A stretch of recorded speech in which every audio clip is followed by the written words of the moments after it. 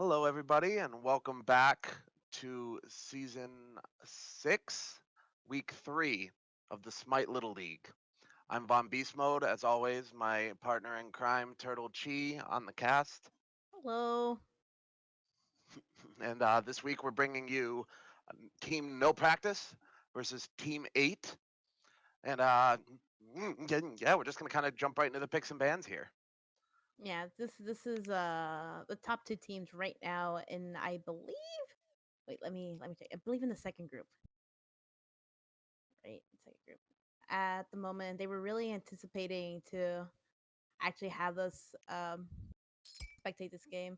First band coming out from No Practice is going to be Cthulhu here. Again, nobody wants to deal with him.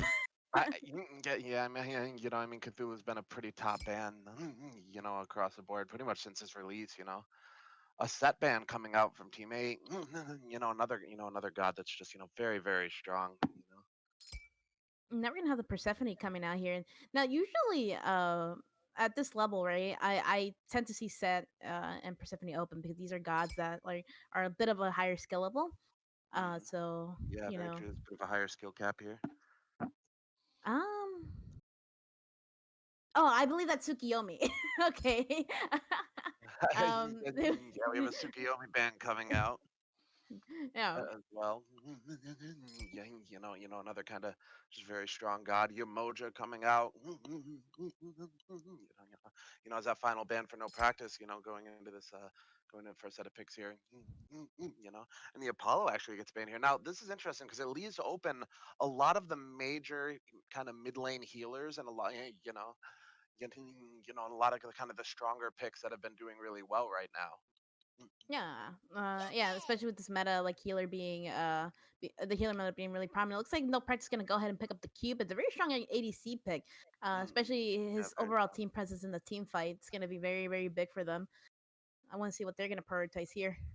Yeah, yeah. I'm curious myself. Jing Wei coming out the way of Team Eight. And Jing Wei, it's just a very safe pick. When she gets into that late game, I think she's one of the more prominent, you know, uh, ADCs to deal with. And a Zing Chen coming out as well from Team Eight. Is a strong support pick. Yeah, it looks like they're gonna go ahead and prioritize Guan Yu here. I'm actually really happy to see that. Guan Yu being a very very strong in the dual lane, the solo lane right now. And so they're gonna go ahead and pick up Geb for their support. I think teammate needs to be banking on a little bit on the late game to make sure that Jingwei gets online. Xingqian being like a really safe pick overall. For solo to counteract Yeah, that yeah. Guan Yu, they're gonna go ahead and pick up Sun Wukong here. And we talked about kind of how impactful healers have been, and I think Guan Yu is probably one of the strongest gods just in the game right now, let alone in the solo lane. So picking up something like the Sun Wukong provides a little faster kind of rotation ability and some sustainability to try and just counteract the Guana in lane and just kind of hold up until you start to get to that rotation phase of the game, where Sun Wukong really starts to get some big value. Both teams here go ahead and ban out two junglers. We're gonna get a Pele from Team 8 and Ravana from No Practice.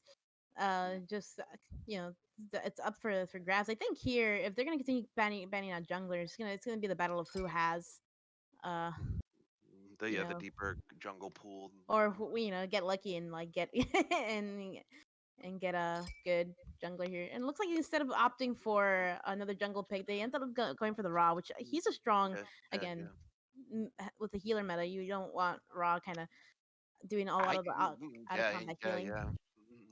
Yeah, yeah, yeah, yeah, yeah, yeah, yeah, yeah, yeah. And you tend to see Raw kind of build like a little bit of some tanky items in there as well, and go almost like a little more bruisery and kind of be in the team fights. And and Raw's been such a prominent mid laner because of that. Hun Bot's being picked up here. Yeah, we already see some kind of big team fight ults coming out from Team 8 with the Zing channel, and bots all, looking to kind of control space, and get some good CC out. The Chang'e pick, however, coming out from No Practice here, and the Willix coming out as well to kind of round out this pick. We haven't seen much of a Willix lately. Kukulkan. I think a Willix kind of depends a lot on being able to kind of hit that three and get the knockups. You know, So I'm kind of curious to see how they play with that. And Kukulkan coming out for Team Eight. Kukulkan is actually my favorite god in the game. Fun fact. But yeah, but Funny. he's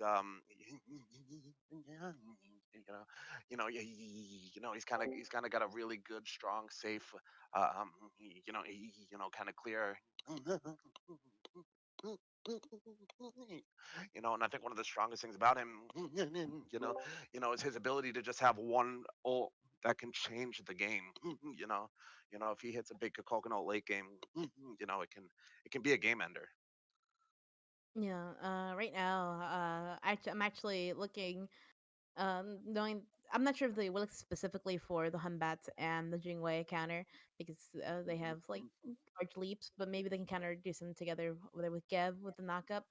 I'm actually kind of excited to see this match because I like the comp that Teammate has pumped out, but I'm more in favor of no practice just because they have more of the top tier picks and to round it off with like the Geb and the Oelix.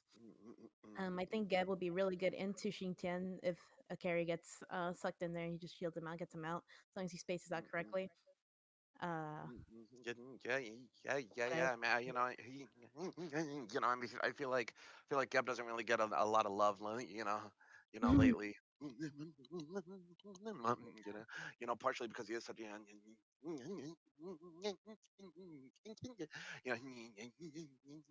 yeah, he's more of a late game support. yeah. I mean, he really kind of shines, in that like hyper late game. When he becomes kind of unkillable. Mhm. I do like the amount of setup that they have for this Kukulkan, the Hanbats ult, the Zing channel. You have the Wukong Tiger stun if you need it, and stuff like that. I mean, they have enough setup to really make these Kukulkan ults valuable. It just depends on how they use it. But I'm still gonna go the way of no practice. Just because I mean in this meta, sustain wins games.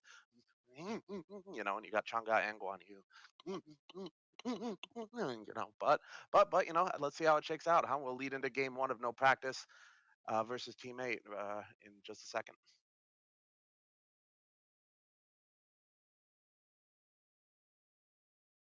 All right, so here we are, game one, no practice versus Team Eight. Something kind of interesting that I'm seeing already here off the bat.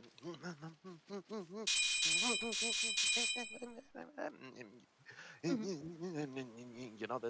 This son Wukong decided to opt for a shell and 4 health pots and an actual um uh, a hog here going into the solo lane. Yeah, which I Minions think is kind have of interesting. spawned. He pretty much has kind of a starting support build. Yeah, I mean, I'm wondering what he's gonna use the hog for. Mainly because whenever I wonder if he's gonna go for his backhands, for those backhands after the wave, or he's gonna use it on the blue. But usually the jungler should be able to help you because minions don't even meet up until like a little bit afterwards, and you'll probably what I believe is like you may lose one or two creeps. Yeah, Yeah, they can kind of use that here. Looks like he's gonna go ahead and use the hogs to try to get to the mid, I mean to the solo lane a little quicker. But if you look at team yeah. eight, I mean, it didn't really help him too much. Yeah. I mean, the Guan Yu manages to get there pretty much exactly the same time. I don't know. And teammates starting to just control these mid camps over in the right here. Also kind of interesting. I mean, Kukulkan went with the Mage's Blessing first tier focused off build. I mean, I'm assuming he's gonna go into focused off, but I mean, if you're Kukulkan,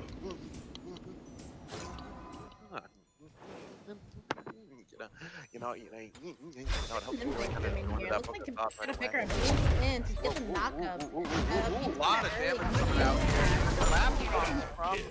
the dual lane as well, and they're gonna pick up a double kill here, going to Chunga in the mid lane. Sure thing. Environmental, I mean, that's not a good start. For team eight, it's definitely not something that you necessarily want to see. Yeah, no, you gotta abuse the Wheelix in the early when you can.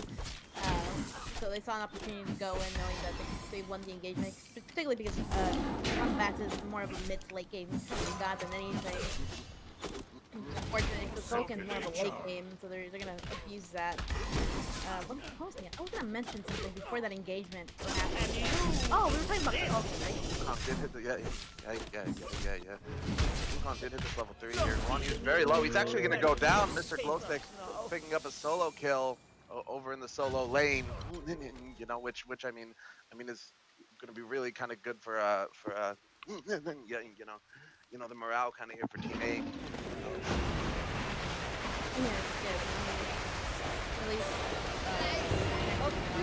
all gold still. They're only like 400 to 500 gold down, so it's probably good on them. But what were you saying about the Falcon having like starting like? No. I mean, I was just saying if he is gonna go into that Book of Thoughts build, you know, I find it's better to kind of rush that T2 of the object and just kind of get it on and get stacking, as soon as you can. Ooh, a Willix here, and just to pick up the kill on the only oof, the Koken in the mid lane, and Oofles that coming out of jungle. I, teammates right now. yeah. The jungle combo just really pushing their lead here, and I mean we see the dual lane again rotating over to try and help secure that red buff. Yeah, I mean teammate really has to make sure they know the timer on that red buff and it's coming back up, and make sure they get bodies there for the next one. They really need to get control of that buff. Yeah. Hamas is coming around here, but he doesn't have an ult yet up yet, so I don't really think he's going to be able to do much other than to try and just put some kind of, obligatory damage down, which obviously Chang'e will be able to heal up here. Looks to steal her backhands, though, to try and get some extra farm. Looks good. Looks like there's gonna be a bit of an Chinchin's already in mid lane, applying pressure to this Chang'e. Looks like Guan Yu might go down again here. So Wukong does have his ult up, so it looks like he's going to be able to dive in. He has his minion tanking it for him. He has the clone. And yeah, look, about to say, it looks like as soon as he gets an ability up, he's going to be able to get the kill, which he does. And the Sun Wukong is just kind of starting to dominate in this solo lane now, up 2 kills with Guan Yu. Which is what you need to do. Is you need to keep this Guan Yu down. So. If they're gonna need to start applying a little bit more pressure in mid here, just considering that Koken has already died twice. Losada Picker's gonna do something about this poor Wukong here. Wukong expects stuns him. It's gonna be a bit of a skirmish. Looks like the stick misses and I mean, so Wukong is doing a lot of damage here. The shell comes out. Guan Yu comes back though, and it looks like he's gonna be able to pick up this kill here. The blink comes out from Masada. I don't know if that was completely necessary, but I thought Guan Yu would be able to kind of secure himself from, but I mean, either way, they kind of addressed the problem that was happening in the solo lane. unfortunate. I was actually rooting for Mr. Golson to go over Cabot at mid, but it looks like he's gonna have to be set behind for a little bit, kind of evening out that lead that he built. Winter Storm is kind of like over here, just kind of glancing at the enemy team stuff. No practice was looking to get the red up. They were actually to actually secure it this time, this go around, since Sada was too busy in solo lane. Because we see the unbot very deep here, but he's got enemies on both sides of him, and I don't even really think he knows it yet. But he does manage to get back onto his side of the map, kind of into that safe territory. A little bit of like kind of risky, pathing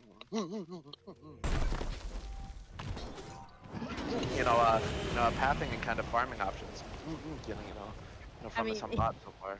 And he wanted to get those backhands. You see Usada looking at his backs, like what the heck happened? Yeah. I'd be confused too. Yeah, I mean, it's fair. It's a good thing Simply was able to like get out and secure his farm. Things are kind of going a little quiet. Looks like Devil did a little knockup on Xingtian. It's not gonna get much. Winter needs to be careful with the two players in there. He's gonna try to group them up and save the farm for the only oof. but it really puts him in a very compromising position. I wouldn't do that. I'd be very, very careful. Hopefully he doesn't get too punished Yeah, for it. yeah, and the ult comes out from the Chang'e to secure that kill. And I mean, it's pretty much exactly what you said. Beautiful shot. It's unfortunate, but he's trying to do a good thing. But Yeah. it's This a little much. looks This like they're gonna Chang'e's go ahead and secure the. pressured. She's gonna get jumped on. The beats do come out of the Chang'e here. They didn't get enough out of the Hanbatsu to really lock down anything because of the beads, and it looks like she's just gonna get away here. What? Not You damage missed it! I'm sorry. out of the Hanbatsu as well. Unfortunately, they're gonna be able to clean up here. Oh, Guan Yu dashed into the whirlwind and gets caught. The shell comes out from Chang'e. No, I'm sorry, not Chang'e. The shell comes out to protect Chang'e though, and Awilix is going to be able to pick up a kill here as well. So the Chang'e does fall, but Awilix cleans up at least the Kukulkan. So I mean, it's a 2 for 2 so far, even though this engagement is still going on. The Sun Wukong is trying to do everything he can here, but it looks like he might have overstayed his welcome. The slow comes out for the Awilix. The Jing Chen almost catches up. He does catch up. The shell comes out, and if there's an ult here on this Jing Chen, there's not. It seems like we might have been able to pick it up, but Awilix is going to get out. Sun Wukong is going to get out, so there's no more blood to be drawn in this team fight. We have to appreciate, right, the basic attack mitigations that Xingtian's one gives, because honestly, it That's wasn't surprising. there. Yeah. And if it was not there, I think Wukong would have died. I do agree as well. It is a very, very strong damage mitigation off of those auto attacks. So Yeah, looks like Xingtian's still sticking around here. He's kind of out of mana. I think he's gonna go ahead and secure the totem for Wukong. And he should probably be looking to back here and kind of reset. Picker is going ahead to help them secure oracles. Maybe look on a gank for over here in duo side. Oh, they're gonna go ahead and secure the purple here. They're playing all this pressure to delay this Jingwei from getting to the late game that she needs. Teammates trying to do something about it, but looks like they're responding a little late. They're a little apprehensive, being afraid that they were going to turn on them while they were crossing into the gold pit area. Looks like they're just going to get away with it scot-free. Team No Practice gets out and continues putting Jingwei further behind. And I mean, I think that's kind of one of the biggest things that I've been noticing about No Practice here. Ooh, Guan Yu does pick up a solo kill on the Sun Wukong, gets a little payback, is that No Practice has just been all over the buff timers in 4-team-8, It's been such a kind of a big point of kind of control. And Jing Chen comes out, ulting as well as the Hanbat, but it doesn't matter. Awilix is going to save that feather step, secure the red buff anyways, pick up the kill on the Hanbat as well. The ult Kukulkan hits Chang'e, but it's not going to be enough. She was hoping to line it up with the Awilix, I feel, but Awilix picks up another kill on the Jing Chen, and this Awilix is just kind of getting unruly, and it's one of those things where if you put Awilix in a position where she can steamroll like that, she steamrolls hard, We see it again, the ult comes out, the beads come out to protect the Kukulkan, so he's going to make it out, but at the cost of his beads. Yeah, it looks like No Practice has already secured the gold period here with no contention, being that they had won that small team fight over there by red. Right now, the gold lead team No Practice is actually having almost a 3k gold lead. A beautiful dance. Being that mid is so safe right now with the Chang'e and the Geb. Granting so much immunity to each other, so it's kind of hard to get in there and kind of like really make any fights happen, and then in the mid lane. And right now the Jing is out pressured in duo, and their only saving grace here was the Sun Wukong, but looks like they're starting to even out here where this lane starts to melt right now. Yeah, I mean, Sun Wukong now facing a deficit. Guan Yu hitting very, very hard. Already has that sledge online. Sun Wukong still trying to stack the Soul Eater.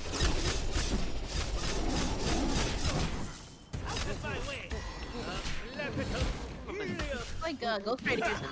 Might pick up another kill here, and he does. Oh, Sun Wukong managed to get Ooh, uses the shell to make sure he can get his ult off, but he jumps back in, and that might have cost him. I mean, ooh, great stun comes out though. I mean, wow, that was a really close fight. I mean, the tiger stun under the tower saved his life and almost took Guan Yu's. That was just a great exchange. See, this is why I can't play solo. I'd be screaming at this point. There's a certain type of mental like you need to have to play solo, and I do not have that. Looks like there's a bit of a skirmish happening here in mid, but nothing's gonna happen. It looks like they're gonna have the pressure, no practice. Go ahead and switch it back. Since they're relinquishing so much, Team 8 needs to start picking up, start being a little bit more aggressive and kind of like regaining what's theirs, and at least defend their buffs. Wukong again being a little ballsy here. I kind of like it, and that's safe. Yeah, I thought he backed, but I guess he must not have. He must have tried to stay for a little extra gold and no practice. Pulling the Pyromancer here. Team 8 steals it though. Good Hanbato comes out to separate them from the Pyromancer and lets them kind of collect it here. Zing Chen gets a really good ult back onto this gap, but there wasn't enough follow-up damage to really warrant it. And as a result, the Kulkin's gonna pay. The ult is just shy. They managed to backstep it in time. Whirlwind does go down onto this Guan Yu, who takes some damage, but again, I mean, you get a Guan Yu ahead. And all those heals are impressive. And the blink, yeah, the blink of Willix comes in. Ghost Rider picks up a kill as well. And this team fight turned really bad after this Pyromancer kill for Team 8. You know, 4 for 1 going the way of no practice here. Chingmei was looking to go and try to help her team, but I guess she was a little too late to the party there. Unfortunately, she had to go back. It would have been very helpful to have her there as the keeper was pushing. Yeah, of course. I think it's one of those things where I mean, they had exhausted kind of one of their big team fighting ultimates just to secure the pyro. I mean, I think probably the better call would have just been kind of reset, go back to farming. I mean, I don't know. That fight looked like it could have gone to Team 8, honestly, but we saw Willix was like leaving at one point, and we saw other carries kind of already dipping. I'm not sure if Chang'e had that. I'm not sure if she was also backed, but it looked like it was going to go to their favor. But then Willix ended up coming back into that fight and just kind of changing it, Yeah.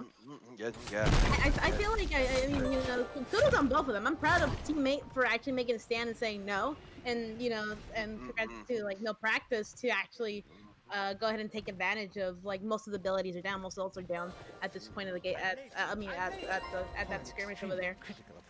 So I was actually really rooting for teammate there. I was like, oh my god, I was actually really excited. There's gonna be a bit of a fight here happening at gold. Hanbato comes out, might just be enough to save your Willix. Zing Chen tried to grab a Willix, but she got on the Suku and just managed to get out. The Cupid ult drops. Zing Chen manages to avoid it.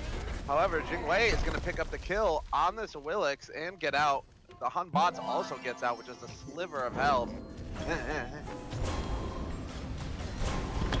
Looks like team the practice is actually a little too deep in there. They should probably go ahead and disengage. Yeah. The Kulkin was just starting to make his way over, but I mean, everybody made it out. That's cost of what? For Team 8, that's a pretty good kind of defense for them. Yeah, no, the Willix ended up being a little too aggressive and started taking really hard for that kill. Unfortunately, the Sun Wukong takes the speed buff. Mr. Glowstick goes up and takes the speed buff for this Willix. Says, hey, I've had enough of you coming over to my lane. Now it's my turn for a little payback, I think was he over there so much? I feel like he was he was there twice, right? Oh my god, you know what? Forgive me, I'm an idiot. Alright, so it is a little bit of payback. Looks like he's trying to go ahead and steal for the blue buff here, but Willix is coming in and trying to take it away from the Guan Yu. Yeah.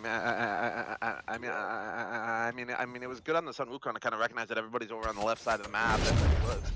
What was that?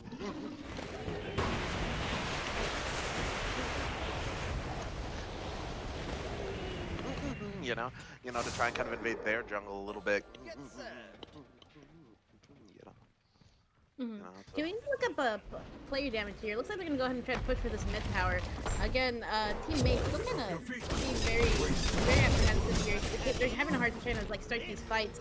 Xingtian's gonna go ahead and ult, but Pyro seems to ult out. I mean, beats out, and then Devil's under the Geb tower. does get caught, but I mean, Geb starting to get some manipulation online, and he has that shield as well. Geb ult drops just to kind of keep people away. It looks like while this Wukong gets ulted, the shell comes out to save. The Hanbato comes out to back him up, and the Whirlwind hits a couple people, but it's just not really enough to do any significant damage. And I mean, again, I think I think that's kind of the fact that they prioritize kind of getting that book of thought on so late. It's already been stacked by now. You would have already kind of had that extra damage. Yeah, but there's something you have to like keep in mind though.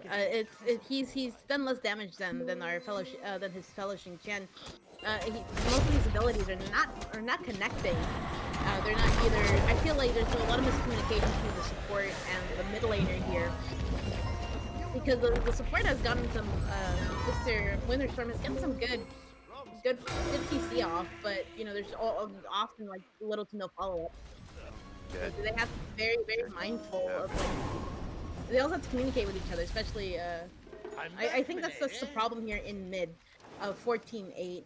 Mainly just a few times that the CC has been hit, there hasn't been any follow up off of it. Right now, XP difference is almost 5k, and gold difference is 2k for no practice here, and slowly that leads them to start building up. Even though they have 15 kills, they're not that far behind teammate. Yeah, very true, very true. You know, they can still pull a small win off of this. They kind of just keep trying to defend their farm. Hopefully, they get to that late game and Kukulkan's able to do meaningful damage in these fights. Like I just haven't been seeing enough of Kukulkan to really warrant the pick right now. You know, Chang'e has done significantly more damage at this point. It's just 1k. You know, it's Kukulkan. You know what I mean? Whirlwind should hit somebody, right? Alright, I'm gonna get off of this. I'm gonna get off of only oof. Mid lane now. Yeah. Windstorm's here trying. Up to their teacher. It looks like he's trying to rotate back in through the mid lane here. Might be looking to try and get a gank off, and he does start to go in on this Chang'e. He gets the stun off. The Geb shield comes out. It looks like considering the try blast on the Geb, but the Geb ult drops as well. And all of a sudden, Wan Yu comes in to back him up. Meanwhile, in the left lane, they pick up a kill on Jingwei, but that means that their jungler is not here. Geb is still very low. Another shell comes out. Another Geb shield comes out. Big ult up and everywhere. Kukulkan out. Finally starts to get some payback off of this, and it manages to clean up that entire kill in mid lane. So I mean, you lose the Jingwei in left, but I mean you get a triple kill, and you get the T1 in mid. Here. Yeah. Willicks is getting a little too big for her britches there, and thinking she might be able to clean something up. But we can go ahead and pick up T2 here. Looks like they're gonna try to force this Phoenix here with no carry.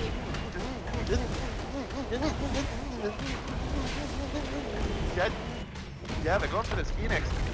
Some Wukong is very low, but the minions are in now, and that's going to give them the extra shred on this. But remember, for dead, but there's still a few alive, and Northland manages to pick up a kill on this Hanbats, but the mid Phoenix will fall. And I mean, I gotta say, for just the Hanbats, I mean, that's not a bad trade at all. I mean, I don't know. Look, it looks like this. Oh, it looks like Xingqian does get into trouble though, not being able to get out in time. I think Geb did a pretty good job of just trying to rotate kind of in front of him. You know, kind of slow his escape a little bit, but it looks like they're going to try and group up, maybe try and look towards this Fire Giant here as a counter attack. Yeah, now that they picked up two yeah, they will pull it. And like, looks like teammate is like like none the wiser. Maybe someone's gonna take a peek over there, but they don't have the numbers to really deal with it. Yeah, Wukong's gonna see what he can do here, but he's a little too late to really harass him off the fire giant. And he ults for it, but they're all full Ah, health. Nice. Yeah, not enough. Not enough. And no practice. Practice will be picking up this fire giant here, and that's why I mean that's a pretty good kind of response.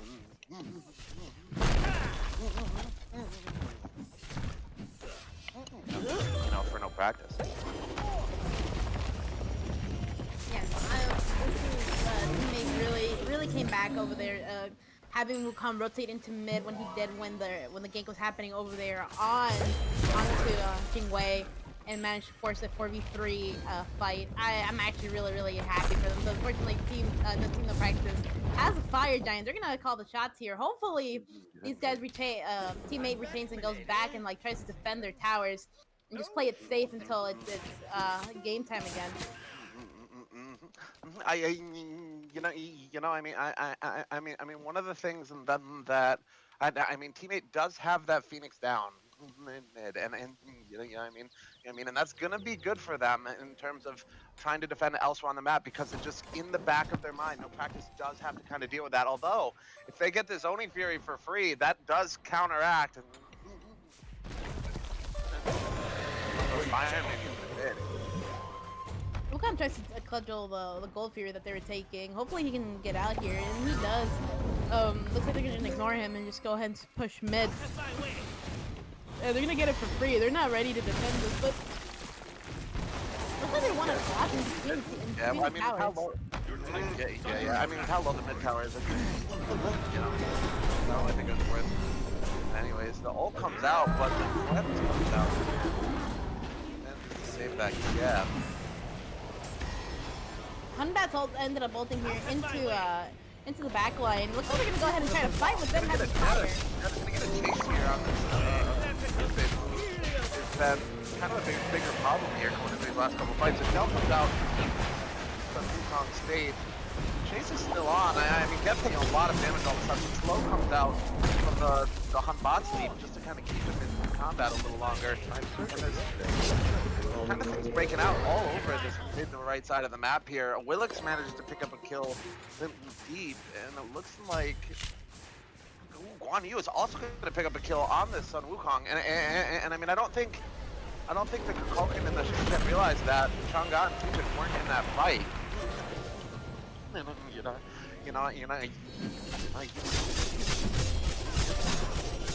gonna give credit to where credit's due real quick. If they didn't have fire, I wonder how different that fight could have been. Because that was a really good engagement off of teammate. Granted, it was a little bit all over the place. Jingwei happened to the reason why Chang'e and the keeper weren't there was simply because Jingwei was actually going them out somehow. Winter Storms tries to save the Phoenix by himself, but he really should have thought better of it with no one there to really follow up with it. He didn't take too much damage. And we lose Winter Storm here. Only Oof is getting harassed by trying to pick her up. But he wasn't close enough to get the feather step off, and the Hanbot's on the ground stable. Yeah, especially kind of having that ult up, it may have been better to wait and see if they tried to take the Phoenix, but they did. I mean, you kind of have that play potential, so you might be able to ult into the Phoenix even. Looks like they're pushing them out here, but I mean, the Geb is very far behind, and it looks like Geb is gonna die and get picked here, which is the right call. It's just to kind of collapse back on the kill that they know they're gonna get, and it looks like a pause has come out here briefly, so we're gonna see. It might be a DC here somewhere. No, they ended up no practice. Ended up getting two Phoenixes off of that engagement. The Oni waves started to push up here. Mm-hmm. And it's just unfortunate that they had a decent defense after with the Humbats coming back out. Mm-hmm. Yet, it was just it's looking a little rough for teammate. I wonder it's going to be a lot of defense here, but with the Kukulkan, they should be able to handle the anti siege the siege very well. I'm actually really excited. Yeah, I mean, I mean, Kukulkan definitely has more damage online now. He has the Soul Weaver online. He's going into yet another pen item here, and I mean, it's gonna quickly reach the point where that whirlwind, if placed in the right spot when trying to defend these phoenixes, if it catches on the,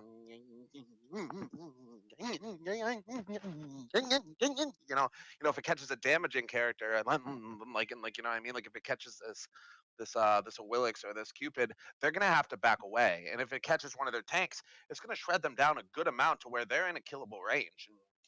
You know, A beautiful so I mean, I'm finish. really kind of excited to kind of see how how they defend from here because I think they have a very good defensive comp to do it with the Hun Botsalt, the Zing Channel, and the Kukulkan. You know. Yeah. Again, it's kind of hard to kind of like deal out damage because how safe no team no practice says with Changa's immunity and with Feather Step having a small bit of immunity and also the Gap Shield. It's just so difficult. And they would actually have to burst him down extremely quickly. And like now that abilities have been hitting and connecting together a lot better in these later team fights, it's been looking a little bit better for Team A, but it's just not enough. Seeing that they were like about an AK lead, no practice has an AK lead on them. 7, my bad. And looks like Fire's gonna be spawning here. I want to see, they have it warded already. They're preparing for the second Fire Siege. And Team No Practice is going ahead and trying to prepare for it as well. They don't have the numbers. It's gonna be really difficult to deal against with these fireways coming up. Guanyu should be looking to zone out here as they pick it up. Looks like they're gonna go for the Pyromancer instead. And Winter Storm is taking a peek here. Nothing's really gonna come out of anything. Guan Yu is just looking to see if there's any carries that he could flesh out. Jingwei needs to be very careful with her positioning because this could force out a massive fight if Yeah. they're not ready. But Jingwei's coming back here. Glow Stick is going on to Ghost Rider. Nothing really, happens. Usada picker up blinks onto the Hum Bats. Almost misses her ult, unfortunately, and he gets out. Yeah. Chang'e sneaking back though. If she has a blink or something, she might be able to pick up some bots. She doesn't. A huge ult comes from the back though, picking up the Kukulkan and the Zing Chen with that ult. And I mean that was just really huge. Her wrapping around there. Kind of thing that's gonna, and I mean it's gonna make the defense extremely hard at this point. I mean the Hunbot still does have an ult. It's just a matter of whether he holds it to the right time to really kind of bring him I mean, I don't know. If they can't lose Mr. Glowstick here, Frenzy it looks like comes they out, will. and I mean, honestly, the fact that the Frenzy went out on the is actually pretty big for them right now. The Hunbato does come out at a good time, but I mean, it doesn't seem like it's going to be enough, and it isn't. Uh, Team No Practice coming out with that first win here in Game 1, and I mean, I kind of stressed it a little bit. This first win came down to buff control. It was that early game, being at the red buffs on time, making sure that they took all of the farm from the enemy that they could in that early game, and just kind of using it to really trying to push their advantage and get their items online a little bit faster. And yeah, it got to the late game, but but I mean, by that point, they'd been kind of amassing enough of a lead in the areas where they needed to have a lead. Yeah, 100%. I mean, in order to push that win. 100%. Yeah, you look at, if you were to look at teammates team, it's very like game oriented with the Hun Bats and the Wukong kind of like breaking it into the middle, early and middle. However, it wasn't enough because you had Usada like going around in the early game, just wreaking havoc and like constantly applying pressure onto those buffs, like you said.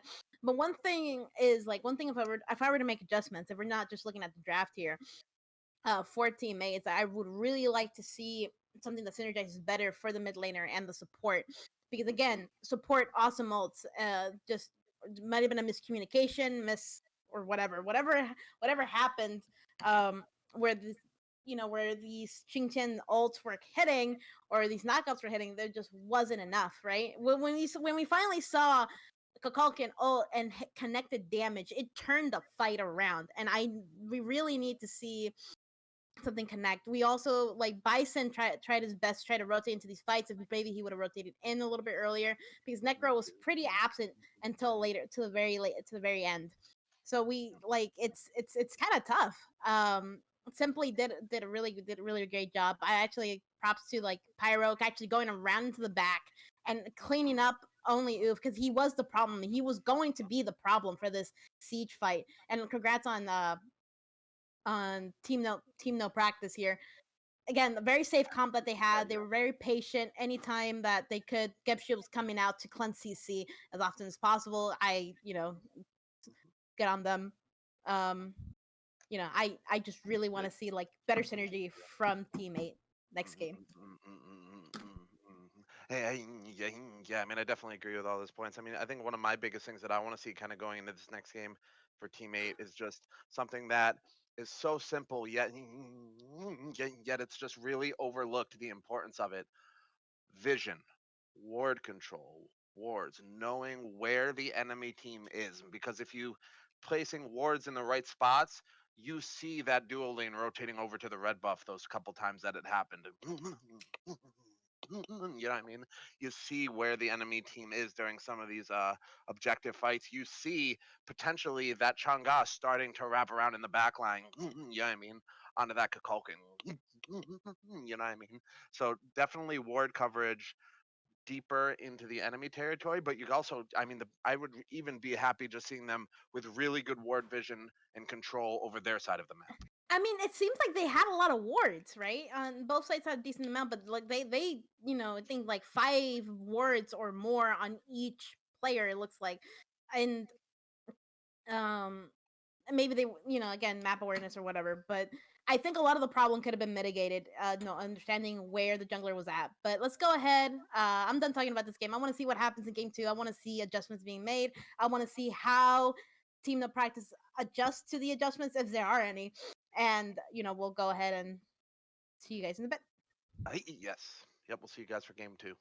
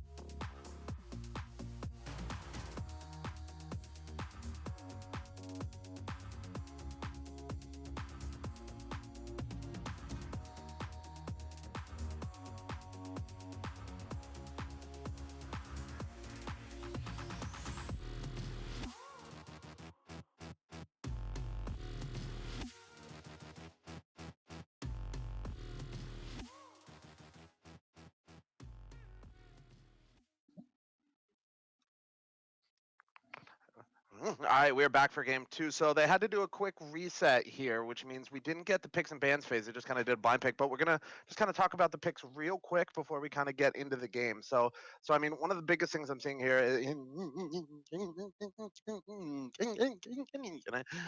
again Pyromanical in that mid lane has got another healer. He got the Raw here instead of the Chunga. Well, you know what I mean? But I mean Raw I think is even a more prominent healer right now. I think he's just a little safer, if the team needs to disengage, he can just drop a heal in the bag and like let the teammates kind of heal versus the Chunga has to be, just kind of around you at that time. But again, Yes, like yes, you were very true. saying, healer meta, you have to be very careful. They couldn't dish out the damage quick enough and to really deal with it. Which again, I congratulate teammate for a lot of the fights that they did get, but it just wasn't enough to really. All right, and okay, but I'm seeing a Sella here. I'm seeing a Bastet. I'm not. I'm kind of like I'm not looking at both comps. Nothing. Oh, Cesaro, Achilles. Tell me, Vaughn, what's your favorite team right now? What's my favorite team right now? Yeah. I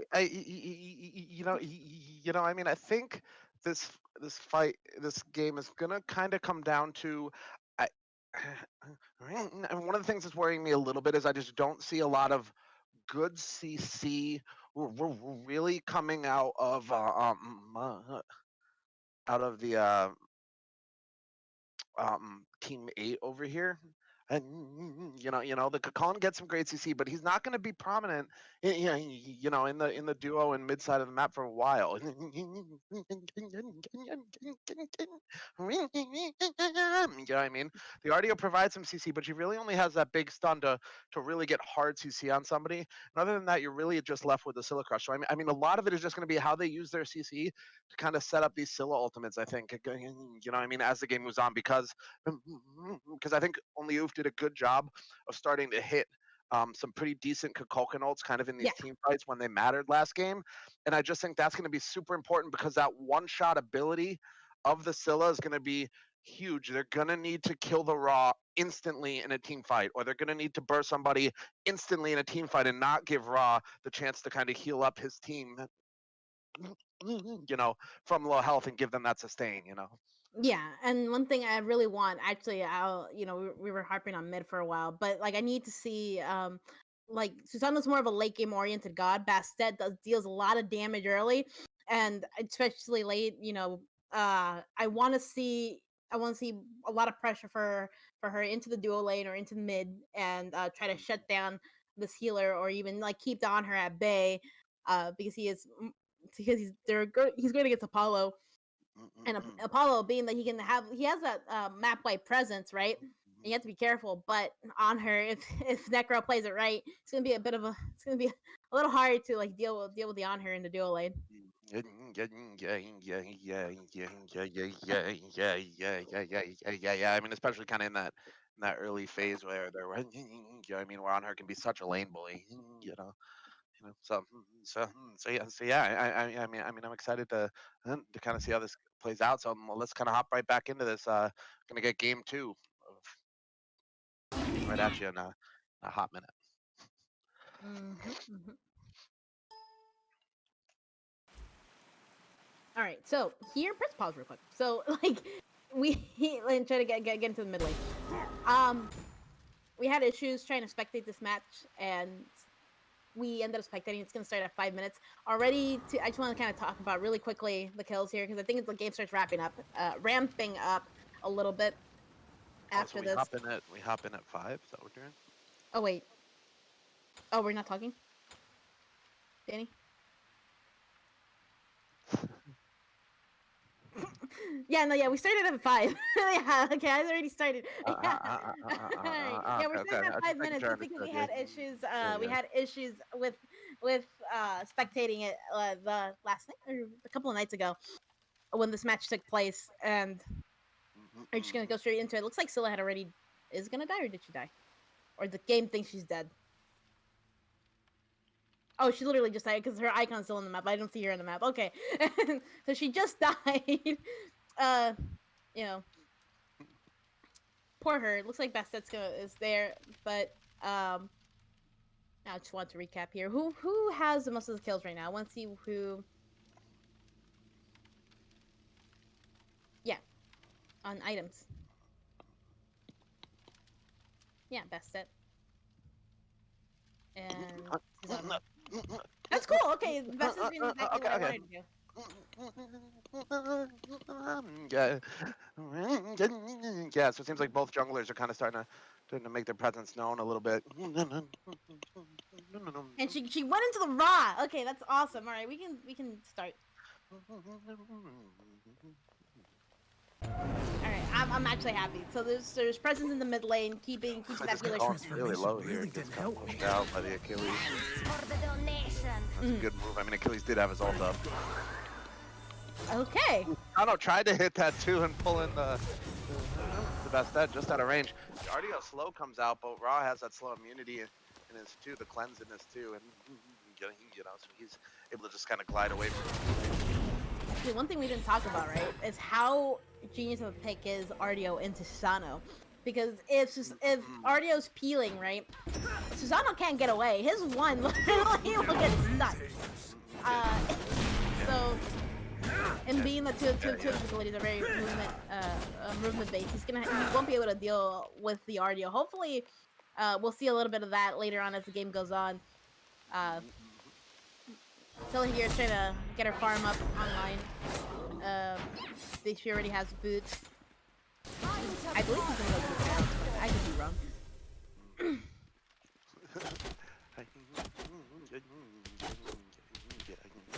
Yeah. Again, Winter Storm's holding this mid Goes with that. here. He has to be a little bit careful when he does that, because it could have, like, I really want to like point that out. When the mid laner is going back to get the backs at an awkward time where the support's forced to take like most of the wave there, he needs to be careful for a gank coming out. Unfortunately, it didn't happen, but it did happen to him last game, and and to keep the support from dying so often, just kind of be mindful where he's like holding that wave. Oh, Ghost Rider picks up a kill on Glow Stick here over there in solo lane. Poor Cullen. Yeah. It's been a very energetic solo lane in both of these games.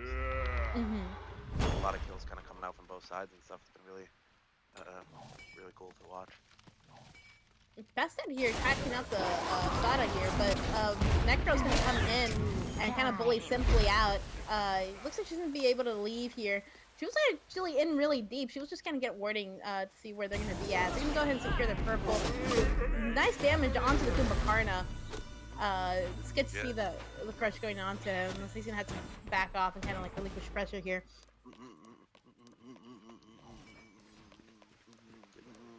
And I think I think that's kind of one of those things that I don't think a lot of people really realize is that in the early game, it's okay to prioritize the tank and try and do the damage to a tank. I mean, you're able to get enough damage off. They don't have the items online to really tank as effectively as they want to, in that early game.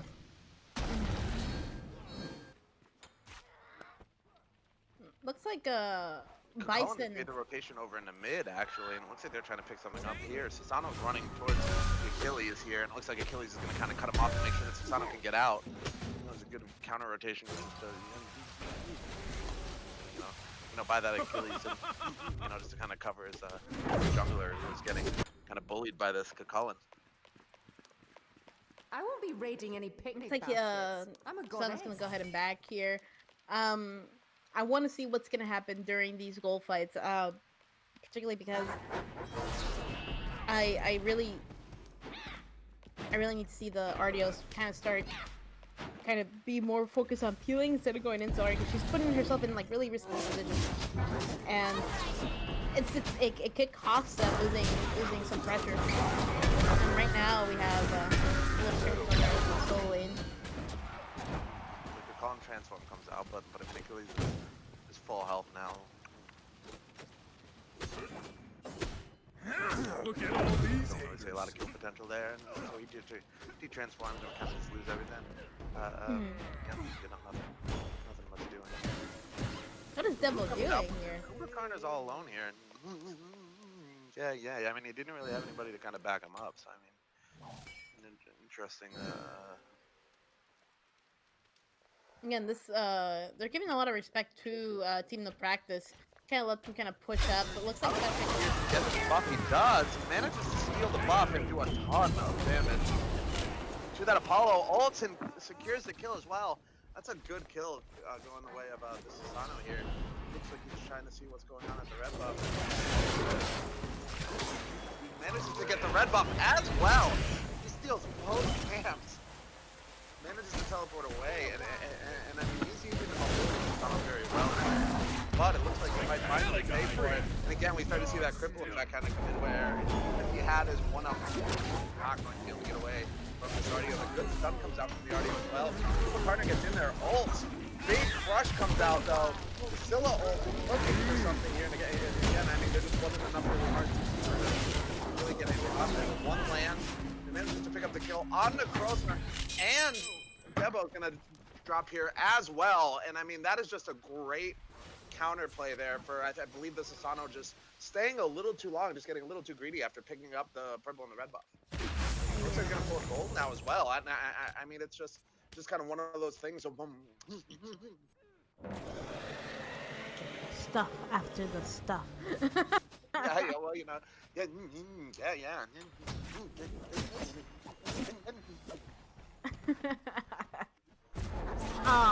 I'm happy. You know what I mean? You know what I mean? It's just a little bit of kind of immaturity, just kind of newness. To, you know what I mean? To that Sasano. I mean, of just kind of being aware of how much time he had and what he was capable of doing. I mean, he had a great steal on that purple and red buff.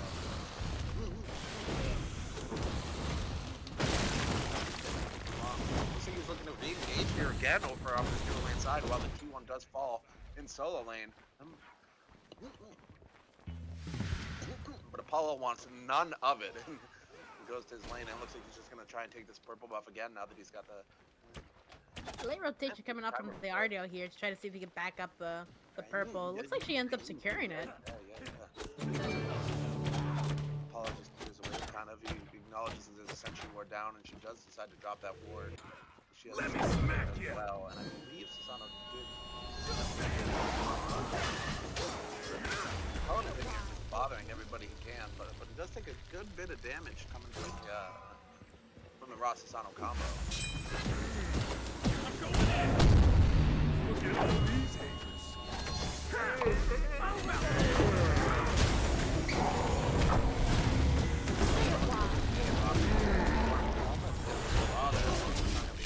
Big Raw comes out and hits Scylla though, and they're gonna pick up that kill and get away clean. On her tries to pop into the mid lane and see what he can do to help, but not gonna be enough. Although the ability might be enough to try to see if they can have Cripple does come out from Ardio.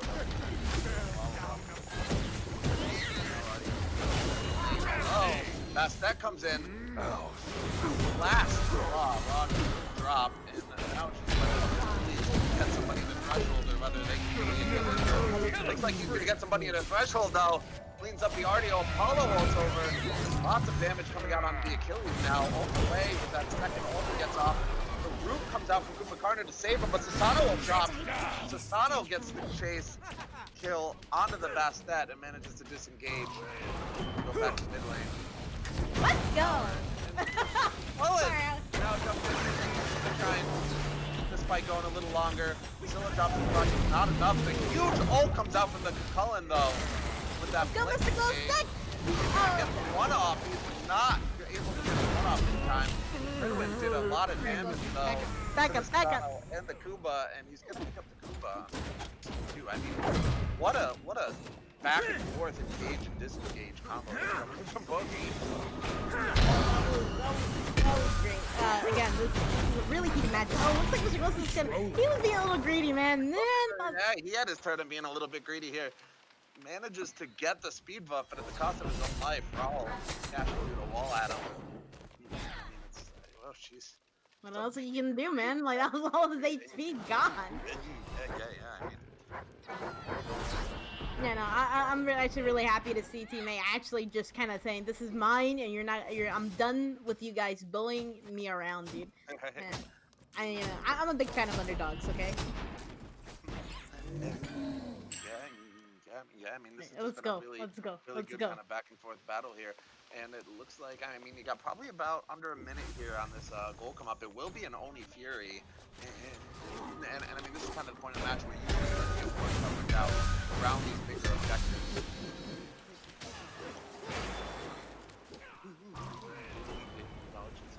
Just starts to become really, really important. Artio might get trapped out over here. This left lane, I mean, she gets rooted, so their dash is over not, but she manages to get a stun off. Necrozma burns his ult and manages to take down Winter Storm with that. Looks like the chase is on, but Apollo gets up into the air. He's able to just kind of disengage here. But I mean, that opens up, I mean, a pretty solid window here where now the Apollo ult is down. I mean, you know that Artio is going to be down for another 7 seconds. I mean, and Achilles does kind of the right thing here, starts to rotate over to this Oni Fury. Yeah, looks like a little fight's gonna break out. I hope. Let's see if they're gonna push up here and manage to make it to the goal Oni Fury on time. Look, they're looks like they're looking for a fight instead. Instead of figure picks up simply ends up pushing out, but go in and ult him over. Ooh, another big ult comes out here. Susano hits, Ghost Rider picking up the kill. Gets back into his ult again. The Beans and Aegis come out on this Apollo, and now that Susano got his 3 off, he goes back in again. The crush just missed. The Beans come out, and he knows that he can't go anywhere, and that's the kind of setup that Priscilla needs. A big I'm a Monster comes out, takes out the Susano, gets some damage onto the Achilles. Mr. Glowstick was just trying to hold them all off back there while that happened, and he did a good job of it, but at the cost of his own life. And the chase is still on. Artio now drops as well. Scylla manages to get away, but this is looking like a free Oni Fury now. Going the way of back really good engagement. Yeah, so many resources were placed onto that jungler, right? And you have to be careful, understanding what you have going into this fight. After Glowstick died for holding them off so long, after they picked up Osada Picora, they should have just already, teammate should have just realized, hey, it's not looking good. It's a 3 for 2 here. Let's just kind of like lean back and see what happens. Maybe even kind of rotate and go for a pyro. At that point, if they really wanted to like get something out of that, knowing that they might have lost Gold Fury. Yeah. I mean, instead it's gonna go the way of no practice here. Just starting to do a really good job of just hey, we have a lead and we're in the point in the game where we can just start securing these objectives, and you know what I mean. I start to just kind of do a tour of a Smite map here, Gotta figure out trying to pick a fight here against the Artio and simply, but you can't mess with Artio like that, man. What? And again, I mean, we kind of saw it last game too. I mean, he's been having these really, really strong early games, and then he just gets a little too big for his britches once that mid game to late game starts to roll around, and he can't really get in and out because the rest of the damage to follow up and get him is there now. This is an adjustment that I feel like he's gonna have to start making.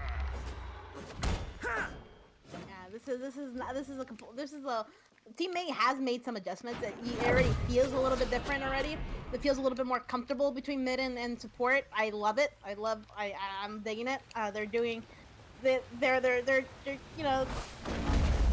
improving, and I think that's what's like. I think I love seeing the evolve, like how players and teams evolve throughout a set, and then and then at a higher level you'll see them evolve throughout a game. It's I don't know. I get all gushy about it. I'm blushing. Oh my god. Together, Turtle. Looks like I was gonna go ahead and try to take these oracles away And from Raw will. Winter.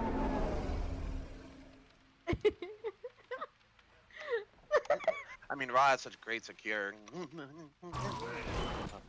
I mean, what's Artie gonna do with her, with the two damage she has?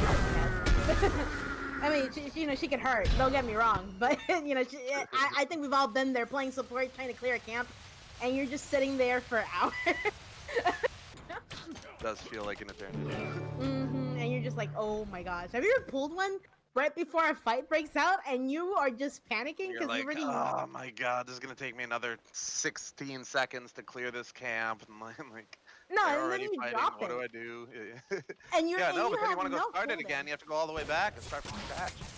It's not even that. Okay, it's not a Oh, secure. I'm gonna go ahead and mess with Simply here. Looks like he secures right mids. Simply couldn't do much about it against Susano's such a slippery character. So mhm, it's kind of just it is what it is at that point. yeah, Uh, I'm sorry. I'm still. Yes, I still can't because I'm thinking about a previous match, right? As I'm trying to fill the air, uh, and I literally was on cooldowns for like 3 of my abilities, and after just well 2 of my abilities, the other RTC that I had, and I was like, well, what am I gonna do? And I ran into the same match and I died. Bad, bad, dude. Anyway, simply also. dropping here. Cullen is in on Achilles. Might be able to pick up the kill here. Sano will drop. Doesn't hit anybody though. Goes in the wrong direction. Cullen does pick up the kill. Ooh, and Raw gets a good shot in on this. That drops her. The chase is on though. Cullen wants something out of this for sure. So he's chasing, and the root comes out from the Kumbhakarna, but he's gonna get caught out for this, and he just manages to possibly get away. The I'm a Monster is just out of range. Colin does finally jump on that Kumbhakarna once the speed comes up. Still tanking the tower. It depends on, I mean, they don't have maybe really focusing on the tower now, but all of a sudden he does. And Colin stayed just long enough to make sure that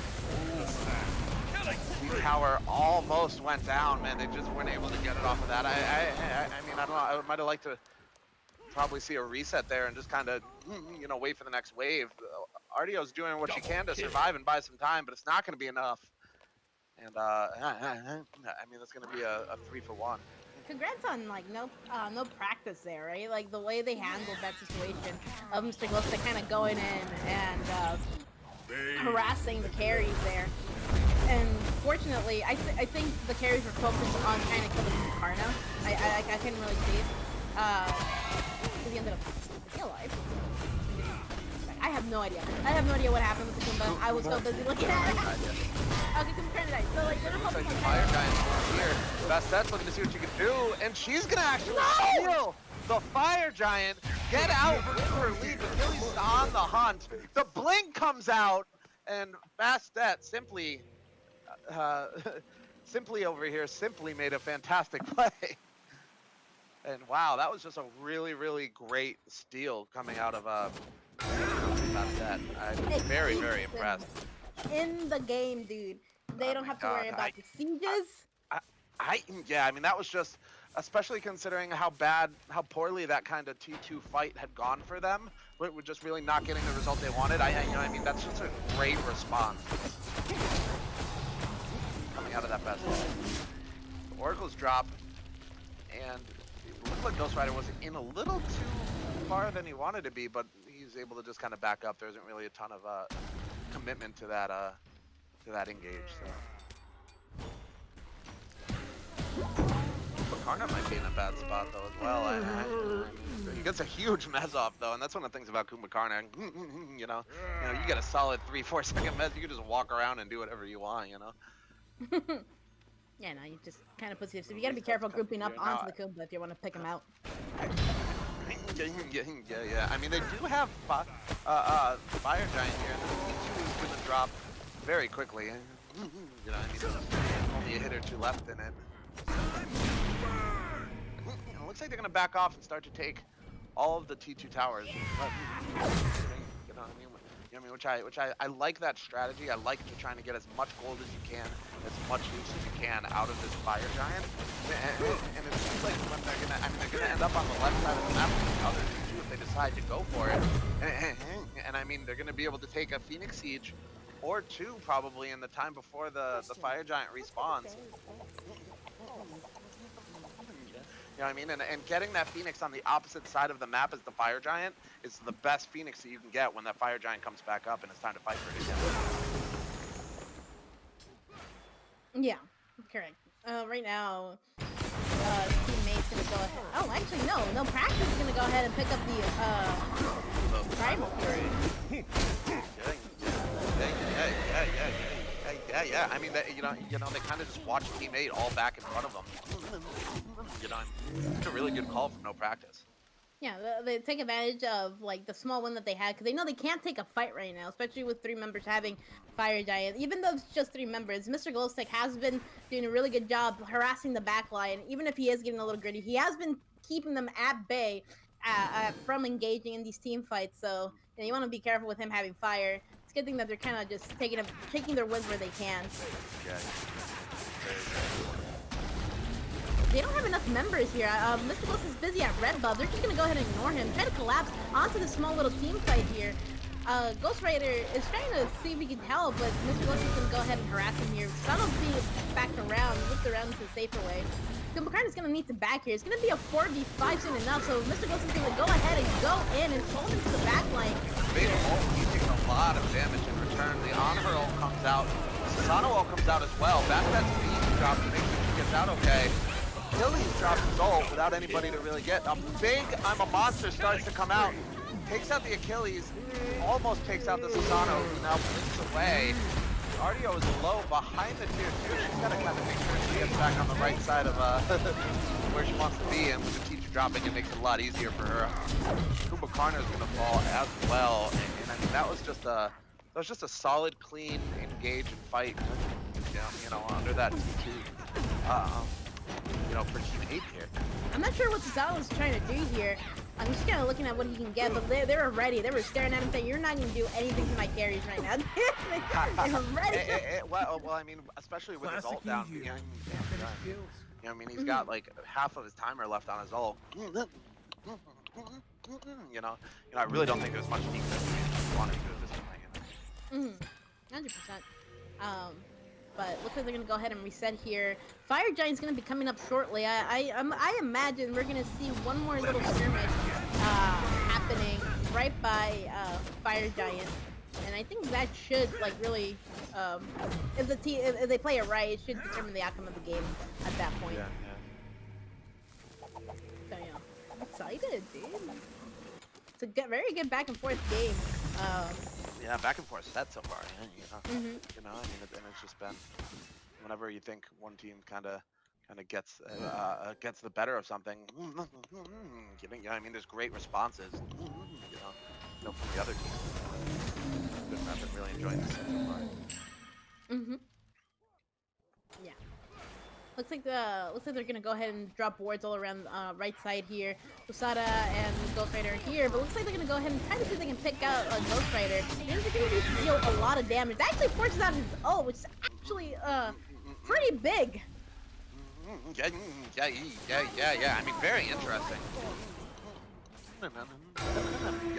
I mean, I don't know if he didn't realize that there wasn't really a lot of follow-up damage for the CC that Artio was going to try and put out. But they don't have vision, so he wasn't sure. Yeah, very true. The Pyromancer does drop in favor of Team 8 here. They just managed to kind of pick it up for free while they're focusing on the Achilles, and so I mean, but again, I mean, look at the ward coverage that Team 8 has around this objective right now. It is, I mean, there are still 5 members up on no practice, but this is basically a free Fire Giant with the amount of damage they have. I love it. Mr. Glowstick did have most of them out. Ghost Rider comes around the corner, trying to do something, but I mean, Glowstick just in the back, I should say in the very, very front of that fight. I mean, keeping the whole team zoned out for long enough to make that possible. Drops his thorns to ensure that he gets out, but I mean, that was a really, really good, solid zone coming from this Kakala. Oh yeah, props to him, man. Completely different from game 1, right? Actually, yeah, absolutely. Actually, really, really happy to see the Artio actually sticking to her carries here, and making sure that whenever there was an engagement, she was able to dish out CC for them and manage to get them all out safely.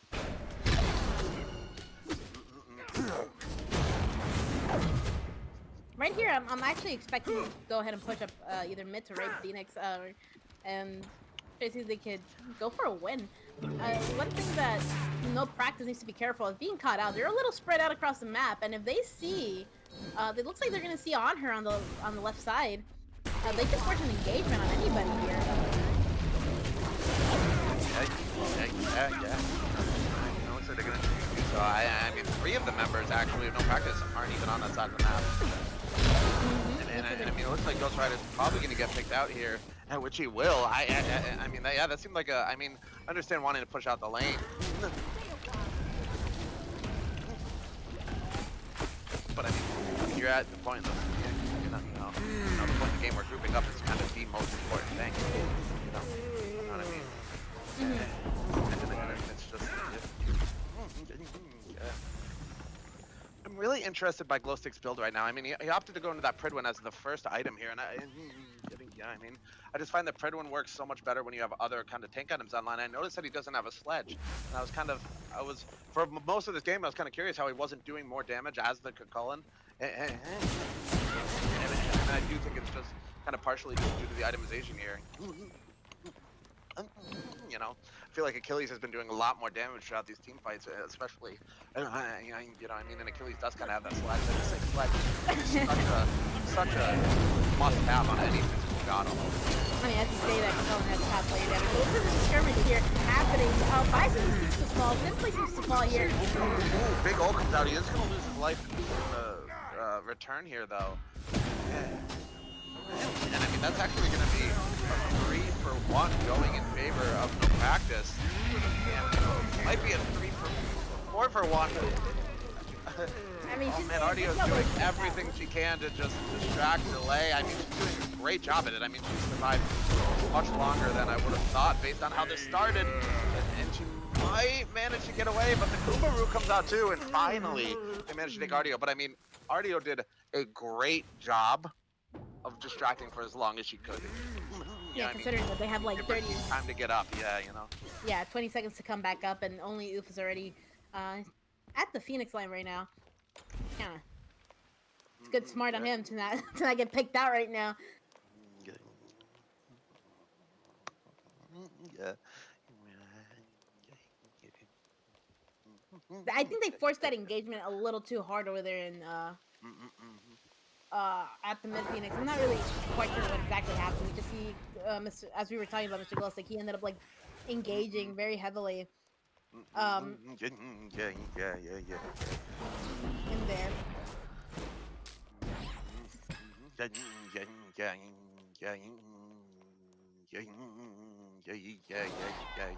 100% agree. You know, it was, but it's still anybody's game at this point. The goal difference isn't that stagnant, but we're getting to that part of the game where it's late enough to. I mean, you know, one solid team fight could end anything, but they were even for most of the game. They have been having really even fights going either one way or the other. So you know, I like what would you like? What change would you like to see for either team right now? Like if you know, to get the I mean, so Primal will fall here for teammate. I mean, I'd like to see. I think Cullen is doing a great job in these engages and really just like having really strong initiations. And I just think that I mean, his follow-up is focusing a little too much on trying to get kills as opposed to potentially taking down some of these objectives. I mean, I'm a little surprised as to how the Apollo didn't manage to kind of take that middle Phoenix, for example, in that last siege. I mean, I think Cullen hit maybe a 4-man ult there. You know what I mean? You know, I mean, I think there just needs to be kind of a clear communication as, okay, are we going for the Phoenix here? Are we going to just try and get a pick? You know what I mean? Because I think that would have kind of changed, you know, how much Cullen had really committed to that, you know? And as I say that, he jumps in and gets another 4-man ultimate. I mean, he just hit some gigantic ults this fight, this whole game. Paul does manage to get in the air, and Cullen does die in the process. Of trying to make something happen there. Damage comes out. Bastet managed to get the tick damage kill on this Raw, and so he backs up as well. And I mean, it's a 1-for-1 trade now, but I mean, with the raw down, I mean, I mean that's a lot of their healing potential out, and a lot of their sustainability for this fight. Apollo comes back from base now at full health again. Necrozma's pretty low, pushing up this right lane by himself. And obviously he's going to be healing off the minions, but I mean, looks like both teams are just going to kind of opt to reset here. The two supports kind of stick around the fire giant, just to make sure nothing cheeky happens. Interesting engagement that happened. I feel like I'm not sure if there's a miscommunication or if because I know I've had this problem where I blink and dash and everybody's too far from me to do anything, right? And I think that's kind of like one of the mistakes or that kind of happened to poor Glowstick, poor Cullen. He was in there and again massive ult, but like if nothing connects, then was there an ult to begin with, Yeah. Yeah, like if you don't see a tree falling, did it ever fall or whatever, whatever that saying is. But it's just like again massive blow, and he saw the window of opportunity, but his team wasn't ready to follow up or wasn't in position to follow up at that moment. And I want to see how different the fight could have been. Maybe Scylla could have gotten like a 4-man ult or like a good a 4-man crush and a good ult to follow up after that. But these are just I mean, again, hypotheticals. I mean, I think that's such an important thing about making sure that there's that strong communication. What I mean? I mean, between the front line and the back line. Mm-hmm. Yeah, so let's just kind of clean that up a little bit, and we could see like more wonders going in, more team fights going into their favor. Right now, they're just kind of having this weird standoff. Right now, there's no deep board coverage here. It seems like. Again, Kako's maybe is trying to maybe build up his rage a bit, but he's gonna fall back. So Makarna's kind of trying to close in onto this like corridor fight. He ends up ulting. Both tanks are taking a little bit of damage. But looks like Devil ends up getting out here.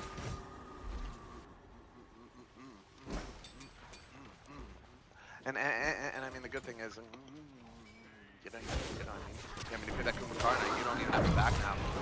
I mean, you have that raw. I mean, to kind of heal you up and sustain you back into the fight again. They're pulling fire here. Giant's being pulled. The ring is up. And I mean, everything they really know about it, practice really knows about it. The ult comes out. They see the beads come out from the Susano as well. Team 8 secures Fire Giant.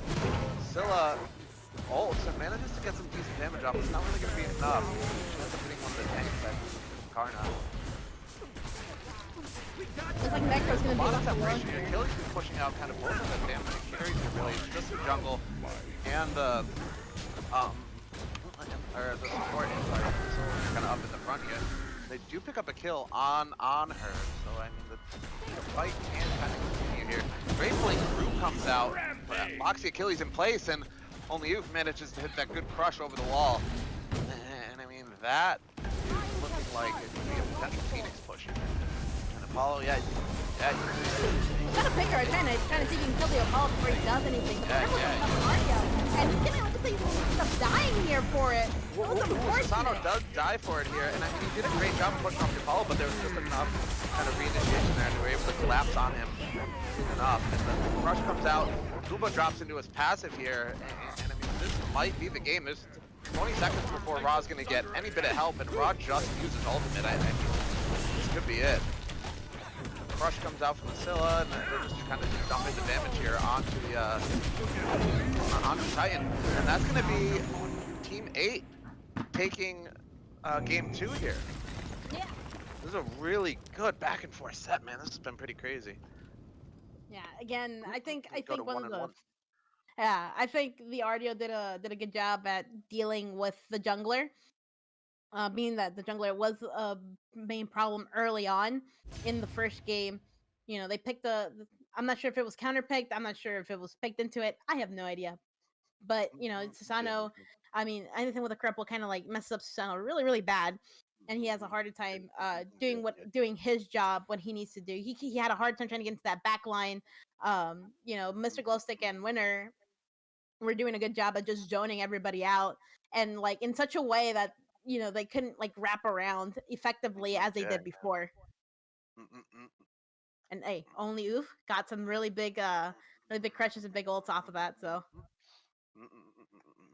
Yeah, Proud of them. yeah, yeah. I would just really like to see some, just a little bit better communication. Yeah, yeah. I mean, between the Cucullin and you know, I mean, and when he's kind of initiating. Yeah, I mean, to his carries, you know. But I mean, other than that, yeah, I mean, I think they just made some really great adjustments, you know. Mm-hmm. So I mean, Mm. just a really good kind of comeback set or comeback match there, kind of, yeah, for this team. So. Yeah. Yeah. What do you think? Just to like kind of touch up on it real quick. What do you think? Team No Practice needs to do here, uh, for the next game to adjust if they want to win it all. Hmm. I mean, I feel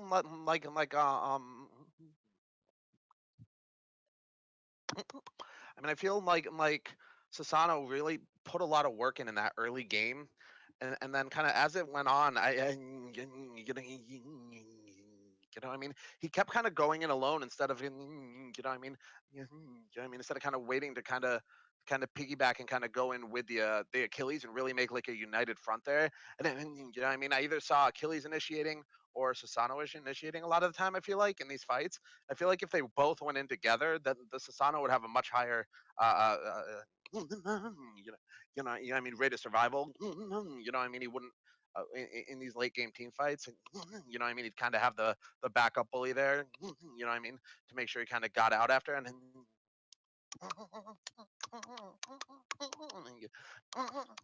yeah, I mean, I feel like it really would have helped him uh, uh, uh, kind of clean up some more of the kills that they probably could have potentially gotten in these engagements. Yeah, 100%. Because we saw Mr. Glowstick get so much from being into the just harassing the backline, right? And Bastet or Oof or was able to clean up. Bison was able to dish up a little bit of damage afterwards. After getting like maybe a beads after he ulted. And when both of these and like you said, just to kind of like repeat what you like. Kind of go a little bit into detail. Like Ghost Rider was having a hard time trying to get relics, and then Usada tried to go in, and it was just relics were still up. Like when he tried to go blink onto the Bison, it he beats Aegis did, so like everything he just blinked in and almost and died for it. Um, trying to stop that push and like that last push, and maybe if he would have, yeah, well, what happened, but we can go ahead and like I don't want to harp on players too much today. I will shut up. But yeah, I swear I'm silver. I promise. No, I'm bronze. But no, like All right. Well, anyways, let's kind of get into looking at the deciding match and yeah, in this back and forth set. So we'll have game three coming at you in just a couple minutes here. all right.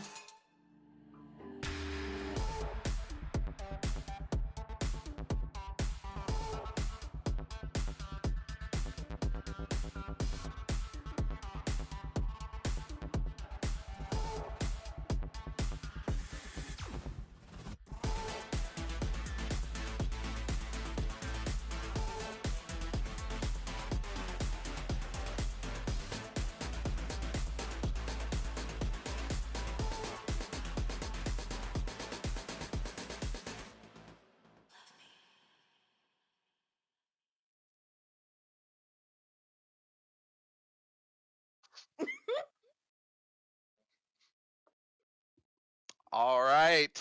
I don't know about you guys, but I'm hyped for game 3 right now. This has been a back and forth set already. No practice versus teammate.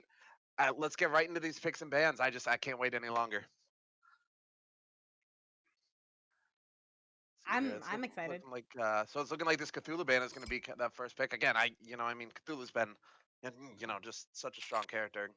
It's pretty much a constant top band top pick option. Yeah, and one of the sets that we saw actually, it's like they let Suku through, and it was just like, why? I mean, not Suku, Cthulhu through. It looks like they're gonna go ahead and ban Tsukiyomi over here I too. mean, Tsukiyomi is another one of those characters where you're like, why is he in my game? So I understand, the confusion there. Set is yet a third god where it's like, why are you in my game? Please leave. Like, don't ever come back. I don't want to see you unless you're on my team. Oh yeah, And the 100%. Persephone as well, just kind of taking out like all those really strong, I can carry a game kind of characters. Oh yeah, like Persephone. You don't want to deal with her during the team fight, especially with the. I don't want to deal with Persephone ever. I was saying that to Des the other day. I said I think she is the most annoying god I could ever play against, and I hate her. I believe those were my exact words. Oh, never let her Very through. strong words, but the Cupid band coming out as well. Yamoja getting picked up first by no practice here, which I mean again, Yamoja's been such a strong character here. Chernobog getting picked up here. I'm surprised that the Guan Yu isn't getting picked up right now, considering the fact that Guan Yu is open and Raw is open and Chang'e is open, and I think we saw in all of these games how good each one of them can be, kind of individually. The RDO goes back over here to teammate though. Yeah, it did so well. Like I said, it did really well against the jungler, and just kind of protecting the back line from any damage. So they're Good gonna calling. take away the I Cullen here from teammate. yeah, yeah. The Jingwei getting picked up here. I mean, the RDO did very well because I think they picked into So,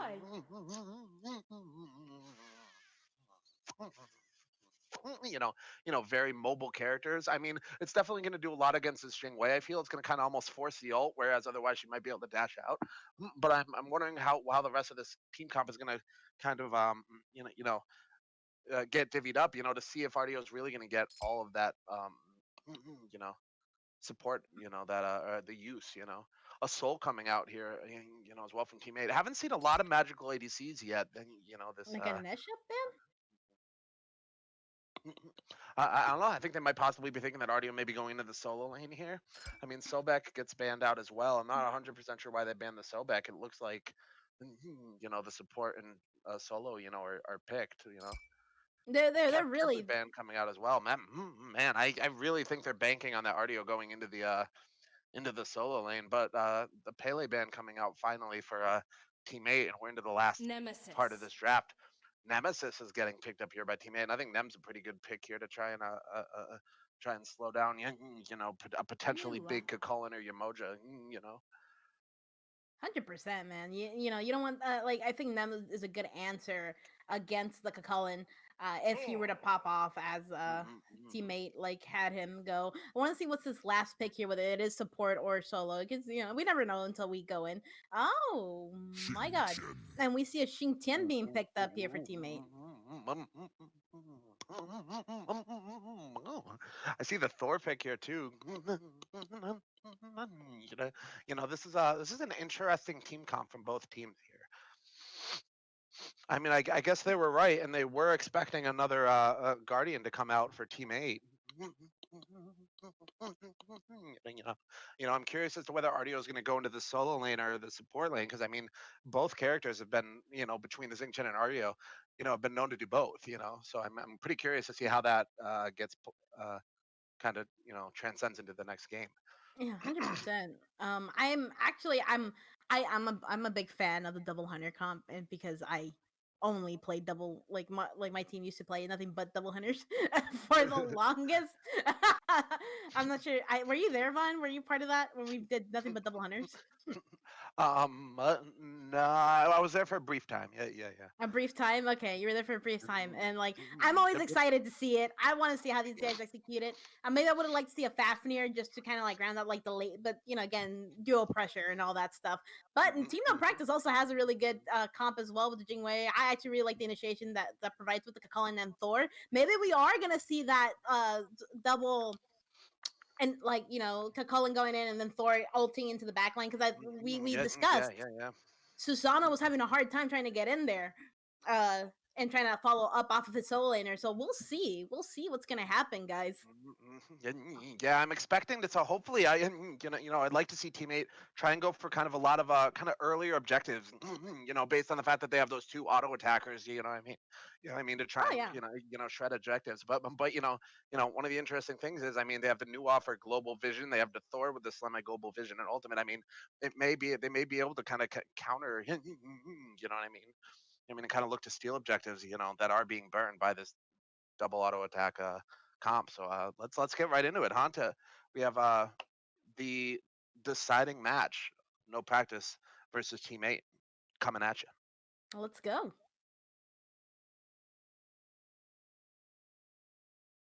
All right, so we are back here with the tiebreaker for No Practice and Team 8. And I mean, I'm so excited to kind of see how both both teams kind of utilize their strengths. Yeah, I can't wait to see like how these guys have 2 games with each other, right? I want to see like how they're gonna utilize their picks into the combat after understanding their play style. So I can't wait.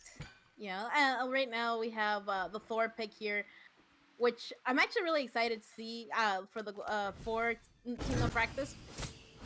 Get all that like global pressure. There seems to be a problem with the health bar. Yeah, exactly. There you go. I'm kind of really kind of, I'm curious to see, how they kind of, utilize those strengths and weaknesses. And I thought that Team 8 was going to drop back to grab their Alpha Heartbeat, but it's going to stay up. And that's the result of it. I mean, Practice did hit, level 2 first. I just didn't really do much with it. Time to do that. Oh, Ghost Rider might pick up the kill here. Luckily, he transformed, and oh man, he was really, really low. But that Kakulin transformation is such a hassle to deal with in the early levels of the game. I mean, it's what makes Kakulin, such a dominant early lane bully. Yeah, the problem there was Mr. Glowstick wasn't respecting the fact that he's gonna have trouble clearing Ashen Gen, and he had a full wave on him as well. And it seemed like he could it could have been a little bit closer, and he could have gone safety, but he also had that large minion wave to deal with. He should have just backed up and let it lose the tower. It's just a problem with picking some Guardians into the solo lane here.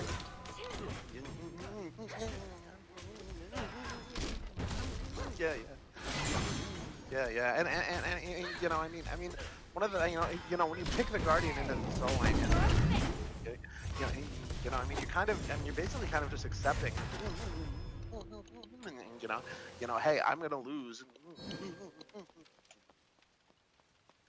the early portions of this game here. You know, I mean, I'm gonna concede pressure, and and we're gonna kind of see what happens once it gets a late game. And I kind of have a chance to, shine. Yeah, 100%. It looks like he's already out of mana. Look, like if I'm like team no practice, I'm gonna be on their blue buff, right, every single step of the way. Uh, Mainly Yeah, because yeah, Washington's already struggling. He had died, came back. He's already out of mana. It's just unfortunate to see that. I hope to see more use of the Shinken later on as the game goes on, and hopefully he'll be able to get there and not suffer too much out of the consequences of dealing with this early game for Call Indeed. yeah. No, looks like Colin's off to transform here again, and depending on when he hits 5, this could be a pretty big deal. But he does not hit level 5 right there, so Xing Chen has a little more time to kind of work here. Just clearing wave, dual lane just kind of looking to clear wave as well. The game starts is like up through the jungle here. yeah, I was gonna mention the game's going a little bit more slower pace, right? And this is like something that I enjoy seeing. Yeah. And may not be like all as hyped up as game 1 was, where kills were happening pretty early before the 10-minute mark. It just kind of shows the teams are respecting each other a little bit more and giving each other space here. Susada Picker ends up picking up those right mids here. The Soul was out of mana to do anything about it. Not to really do much about it. Colin does hit 5. Xing Chen hits 5 shortly after. Looks like Ghost Rider's just gonna kind of reset here and look to get some more items online. Sneak attack. So guessing. Looks like Thor's waiting over here. It seems like they're waiting to get off here. Walk simply off from trying to retreat here, but Yeah, good, really good Thor wall comes up and a combo kind of follow up. Between the Thor and the Nuang. So I mean, that's just really Going up. it's a really good game kind of coming from underneath. And now he is looking to kind of go over here and pressure this blue buff, like you had mentioned earlier. Jen doesn't even really see it here. Oh, he misses the root. Xing Chen Thor does manage to secure it with the spin to win there,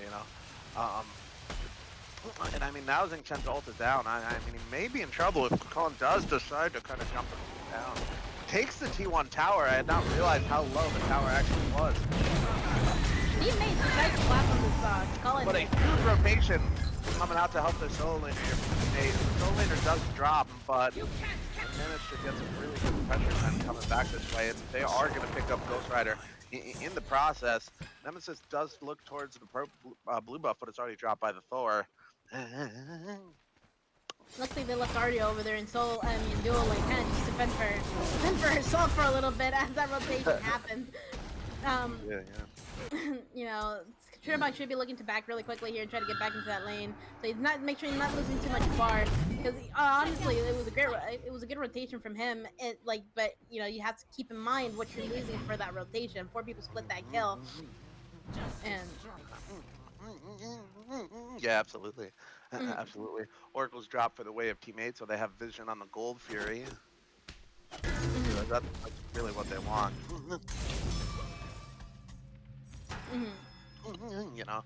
Considering that if they do get the Fury, they kind of lead it.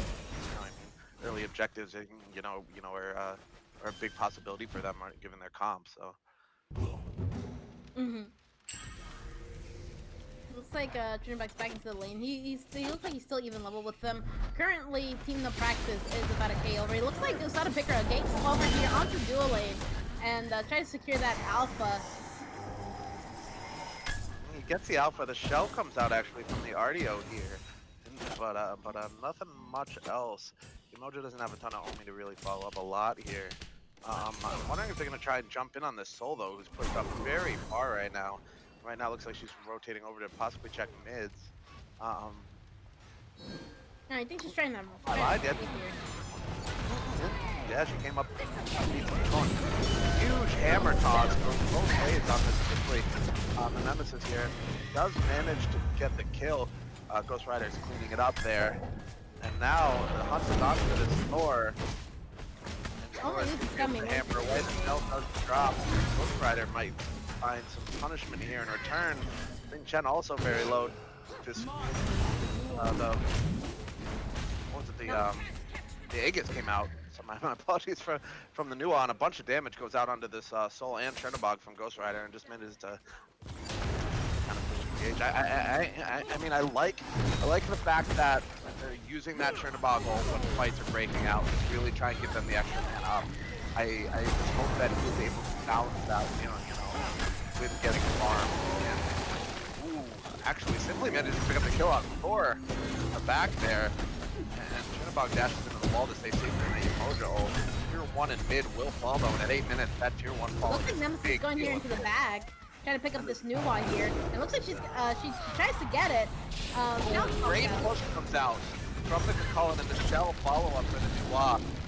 And I mean, again, we're starting to see some of the power that Kakon brings into this early game. He is just bullying anybody he comes into contact with. Huge damage goes out onto the Soul. Soul's 2 got caught on a minion and wasn't really able to get to the Kakon. But I mean, that's going to be a solid kind of reset here for this Kakon. Yeah, we have to look at Team 8, right, real quick. Chernobog did ult over to try to help out his teammates, and that's great. I'm all about teamwork and all that, but again, at what cost? He ended up losing. He ended up losing his tower, and we also lost mid tower as well. Granted, it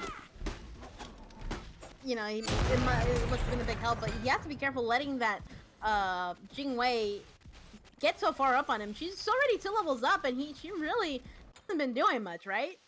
So Yeah, I mean, she's just been farming. Yeah, and that is your game plan if you are a Jingwei in the early game. It's just farm, get to the point where you start to become a problem, Unfortunately, they're putting a lot of resources. They put a lot of resources into solo. It looks like they're trying to catch up the Kakul here. That's trying to rotate. I think they're preparing for gold. It looks like they're gonna start it. Nemesis here. Looks like Pekara is gonna stay deep in to make sure he stays out of sight, and he's gonna have a really good a way into this fight if it decides to break out. Cardio comes out the break out again. Huge ult coming out from Kakul. He's about to rage out. Gets the dash off, gets the root off. The ult comes out from Nuwa to secure the kill on Simply, and they're gonna drop back to this Gold Fury while Kakul says 1v3, no problem. They didn't have the numbers there to really deal with this fight. Usada Picker's gonna go ahead up and back up Cullen, and a good ult to make sure he gets back up into the air. I think he thought the Soul was gonna commit more, and try to spot where it was going, but nice job, Bison. Great rotation here. Yeah, coming out from Ostrovsky, he manages to clean up the kill on that Thor. That's a nice double. And there's another huge engage here. Mojo commits ult to it. The heal comes out to keep people alive. Ghost Rider picks up the kill on Artio. And we're at a 4v4 right now. Moja is really low, but she's going to start to get those heals back in a second here. And it looks like the fighting is dissipated for the moment. That was an awesome team fight. Even though they had lost, they decided to re-engage, see what they could get off of that. Looks like it might be a little like can I see the goal difference? Because I can't do math in my head right now. All right. 3K, man. 3K, yeah, 3K. Oh my gosh. Oh, sorry, but no practice getting that a bit of a gold lead here. And again, the college is doing whatever he wants. It's just everywhere, and I mean, it's just he can just be so oppressive if he gets that lead, 100%. So this is where maybe putting too many resources onto the Shin may have cost them quite a bit here, because again, all Team 1 towers are down at 12 minutes in, and for teammate. And all that added up, like, it's starting to get there. Especially here early, this early, you feel those bit of spikes, those item spikes. Looks like Mr. Glowstick is having a bit of problem there, but looks like Usada Picker leaves Glowstick alone for the meanwhile. Yeah. Just going fine, but I mean, as we kind of see though, with the amount of rotations that the Tekon has been making, Xing Chen manages to catch up with without and here, he just doesn't have any follow-up. Coming in here. Over to him. He might even get out, which is huge because the Chernobog ulted in the mid lane. In the meantime, the Blink comes out, the Thoro comes out, and they're not able to catch Xing Chen. Meanwhile, Oof manages to pick up a kill in mid lane. This was a really, really great play coming out of the Xing Chen, actually. Realizing that there was going to be an advantage in the mid lane as soon as that Chernobog ulted over, and managing to keep the jungle and solo, which have been pretty much the two prominent members of these fights, out of the way. And, you know, and they're able to pick up a kill on the mid and support of Team 8 during this engagement. 100%. It's kind of like one of those things that I was saying in our cast last night, Vaughn, if anybody was there to catch it. Not last night. When was it? What day is it? On the 23rd. On the 23rd of January. Yeah, right. Because you're not gonna see this later.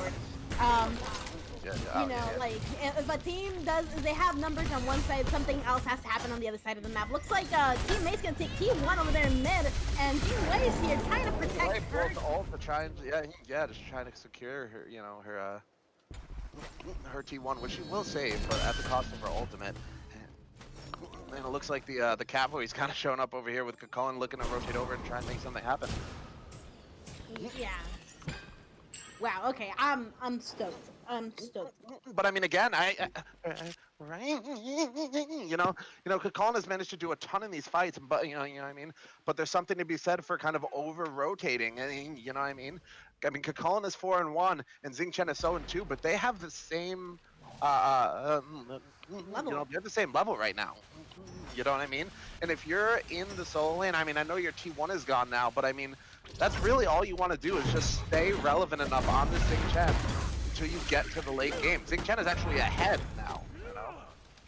Yes, and since Team 8 has been able to like capitalize on these rotations onto solo, they're getting back into the game here. They've lessened their gold deficit by quite a lot, almost about 2K. So yeah, 2K. They increased it by 1K here, and looks like, you know, it's still, you know, it's not one-sided. It's very back and forth. I'm loving the action that I'm seeing. I'm loving the adjustments that they're making. Yeah. I mean, again, based on game 1 and game 2, I expected nothing less than a very tight back and forth game in game 3, and that's exactly what we're getting. So I'm very excited by this. Xing Chen here just kind of keeping eyes on what's going to happen over here in Pyromancer. Ghost Rider wants to go ahead and harass, but both carries are not there. They have to be careful being spotted on the map here. Jingwei was looking to rotate into mid, but decides to go back into her lane and trying to defend her tower. And right now it's going to be a 4v4 that might happen. Looks like they're going to go ahead and pick up the Pyro here. Or he's going to look to harass Pyromanical. New wall. Yeah, I mean, it looked like Kakoan was actually even using it to just build some rage up. You know, for when this next team fight broke out. You know, which I mean, at this point could be any second now, based on based on kind of the action. Taking the primal here. Looks like nobody is the wiser. Trinibus gonna go ahead and check, but looks like they might take it. They're trying to keep them distracted as long as possible. Santa Picker looks to collapse right onto the. Oh, that's unfortunate here. He ults in, Well, you know what? He held off just long enough. You know what I mean? For them to kind of get there, and there's a return kill anyways onto the jungle here. You know what I mean? Might have been a worth it risk. And it looks like Emote is going to actually fall here as well. And Xing Chen is on the hunt for this Jing play right now. Cullen ends up getting a massive ult here trying to play them. Yeah, and it looks like he will. I mean, but I mean, with just a Cullen here, yeah, you know, I feel like you try to look to pull his this Goldfear again, like it will. Mm-hmm. Looks like Kakon's gonna go ahead and just try to harass and try to get him off of it. But Chen is very low, but Cullen rages out here. He might be able to pick up the kill off the Zing Chen, but just out of range of the ult. But there's a lot of damage going out onto all of them. It looks like they're gonna have to back up now, and it looks like No Practice might even be able to get this Gold Fury in counter to the teammates attempt now. Thor's up in the air, getting vision, trying to see where everybody is. Looks like they're just gonna back up. Thor goes in on this Chernobog and hits a really solid combo, forces the A gets out, but his beads get forced out in return. but they secure No Primal. Practice does pick up Primal Fury. Mm-hmm. Ah, man. I don't even know what to say. I don't know. Like, I think Jason has been able. Bison needs to be careful here, but it looks like he's not gonna be able to get out. He's... Oh, that was a nice predict for him to like actually go to the right, knowing that. Oh. But the ult comes off for Nuwa. I mean, that's just, oh man, I mean, I mean, that's just one of the dangers of having a Nuwa on the enemy team. I mean, is you can't stay with low health. You can't just stay out in the field and just see what's happening. You will get picked off. It was just. Well, Bison has been doing he did a good job in trying to juke away from the Thor, but just for not. Looks like they're gonna go ahead and try to go for Primal here. It's 8 and 7 right now. No Practice has about a 2K gold lead against teammate. It's still pretty even. Actually, if we go back, Qingtian does have a 2-level lead on Ghost Rider here. At 3-level lead. 3-level lead. Again, there's all this rotation, right? Yeah.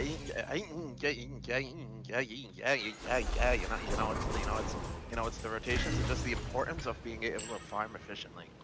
Yeah, now we're gonna need to see Qingtian be a little bit more need to be getting into these team fights and be more impactful here in order to take advantage of this lead that he has. Kakon's gonna go back to farming here, and kind of everybody just kind of taking a chill pill for right now.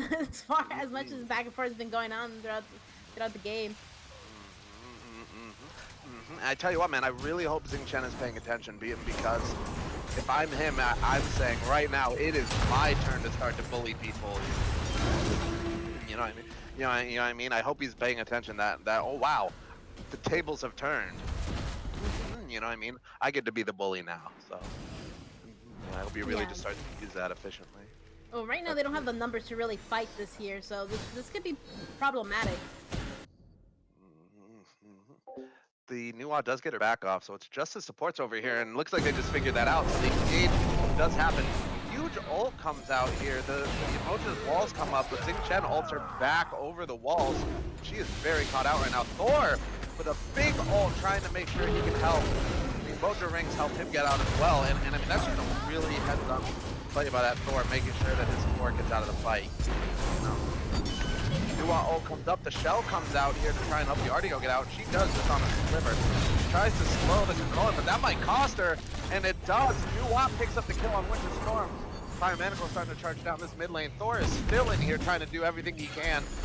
A good solar burst comes out from Soul here to try and keep them off. Ghost Rider gets a little ahead of himself. Just barely gets out.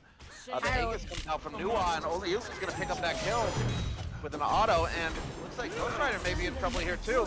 Gets killed by Simply, and Necrosman picks up the kill back onto Simply, but I mean, I don't know, getting that Kakon out, may have been worth it, I'm not sure.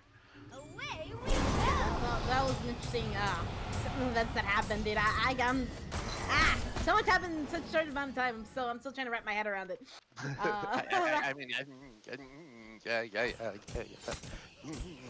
One thing a teammate needs to do, right? They got pretty that Thor ult kind of messed them up pretty bad there. Again, it takes one good Thor ult, like one bad grouping, one bad like a player positioning, and he sees the opportunity to take it, and he got onto like 3 people, I believe.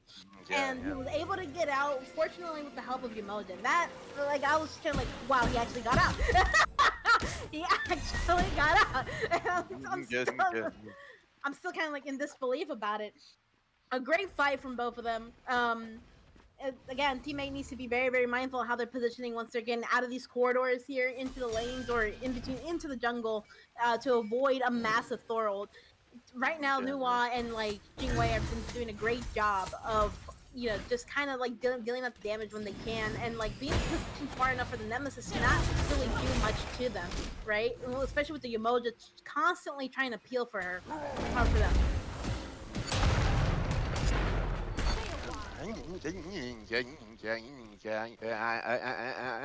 I mean, there's something to be said for kind of just even though you're not the support, being able to peel effectively for your teammates. Yeah, I mean, even if that teammate is the support, I mean, it's just a really important to have that kind of team dynamic and be able to, kind of rely on each other. When things get tough. Looks like they're pulling the Gold Fury here. But Mr. And I think teammate has recognized this. Looks like they're going to drop onto this fire giant now as well. And Zing Chen, is just trying to keep this Thor busy. And Thor ults in the meantime and is able to get off an ult and jump into this fire pit in a second here. It looks like, yeah. So, there you go. You see the soul laner go in. You see the Thor follow up. Doesn't matter though. Teammate does secure the fire giant. They have so much shred with the Chernobog and the Soul combo, and as Soul drops the ult, picks up the Cullen, picks up the double kill here. Chernobog ends up dying trying to get into his ult, try to escape. Looks like Necrozma. they're chasing down the Chernobog, but only Oof picks up Pyromanical, and it's a 3-for-1 in a fire giant going the way of Team 8 here. Thor's looking to see what he can do. Ardio is only level 14, so she's a little squishier than she wants to be right now for sure. And Necrozma and Usada managed to pick up that kill on the Ardio. Order Tower does fall. Oh no, Order Tower actually kills Zing Chen while it does fall though. I mean, he was just really committed to making sure that tower went down. And Necrozma backs off to make sure that wave doesn't get pushed any farther while the Nemesis and the Soul just kind of look back and reset here. That's something that should not have happened. They should have like poor Glowstick there. He had fire too. That's something you really want on your solo laner. Yeah, you want that on everybody, right? But it's just if the situation could have been averted, it could have been averted. Back out, let the carry tank it. If it was about to fall anyway, let it take it for 1.5 shots. I think. I'm not sure what the time limit was on that.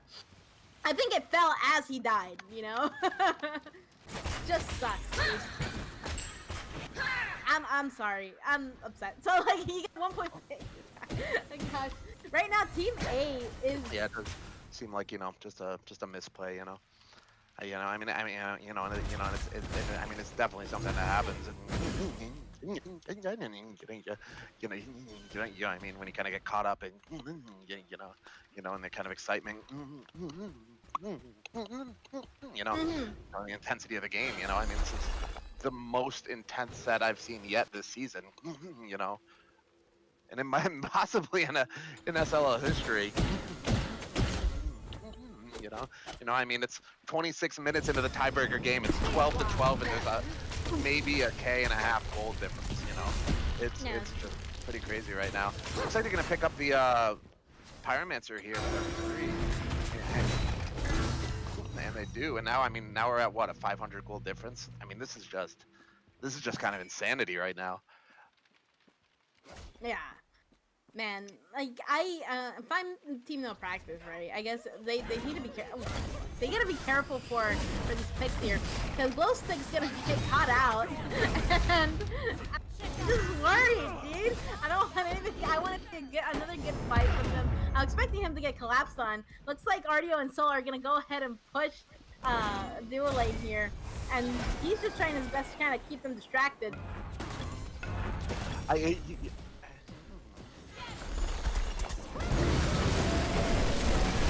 Gonna fall. Great ult coming out of Zing Chen to sneak up behind the emotion and just throw her back into the team to make sure they secure that kill. Ghost Rider transforms. It might be enough to keep him alive. Xing Chen might have gone in a little too far. Xing Chen does manage to dash away. The Thoro comes out to create some disruption in the backline, but they get out as well. Stealth coming out left and right, simply manages to dash away. And Ghost Rider gets picked off by only Oof here with that 2-on ultimate combo.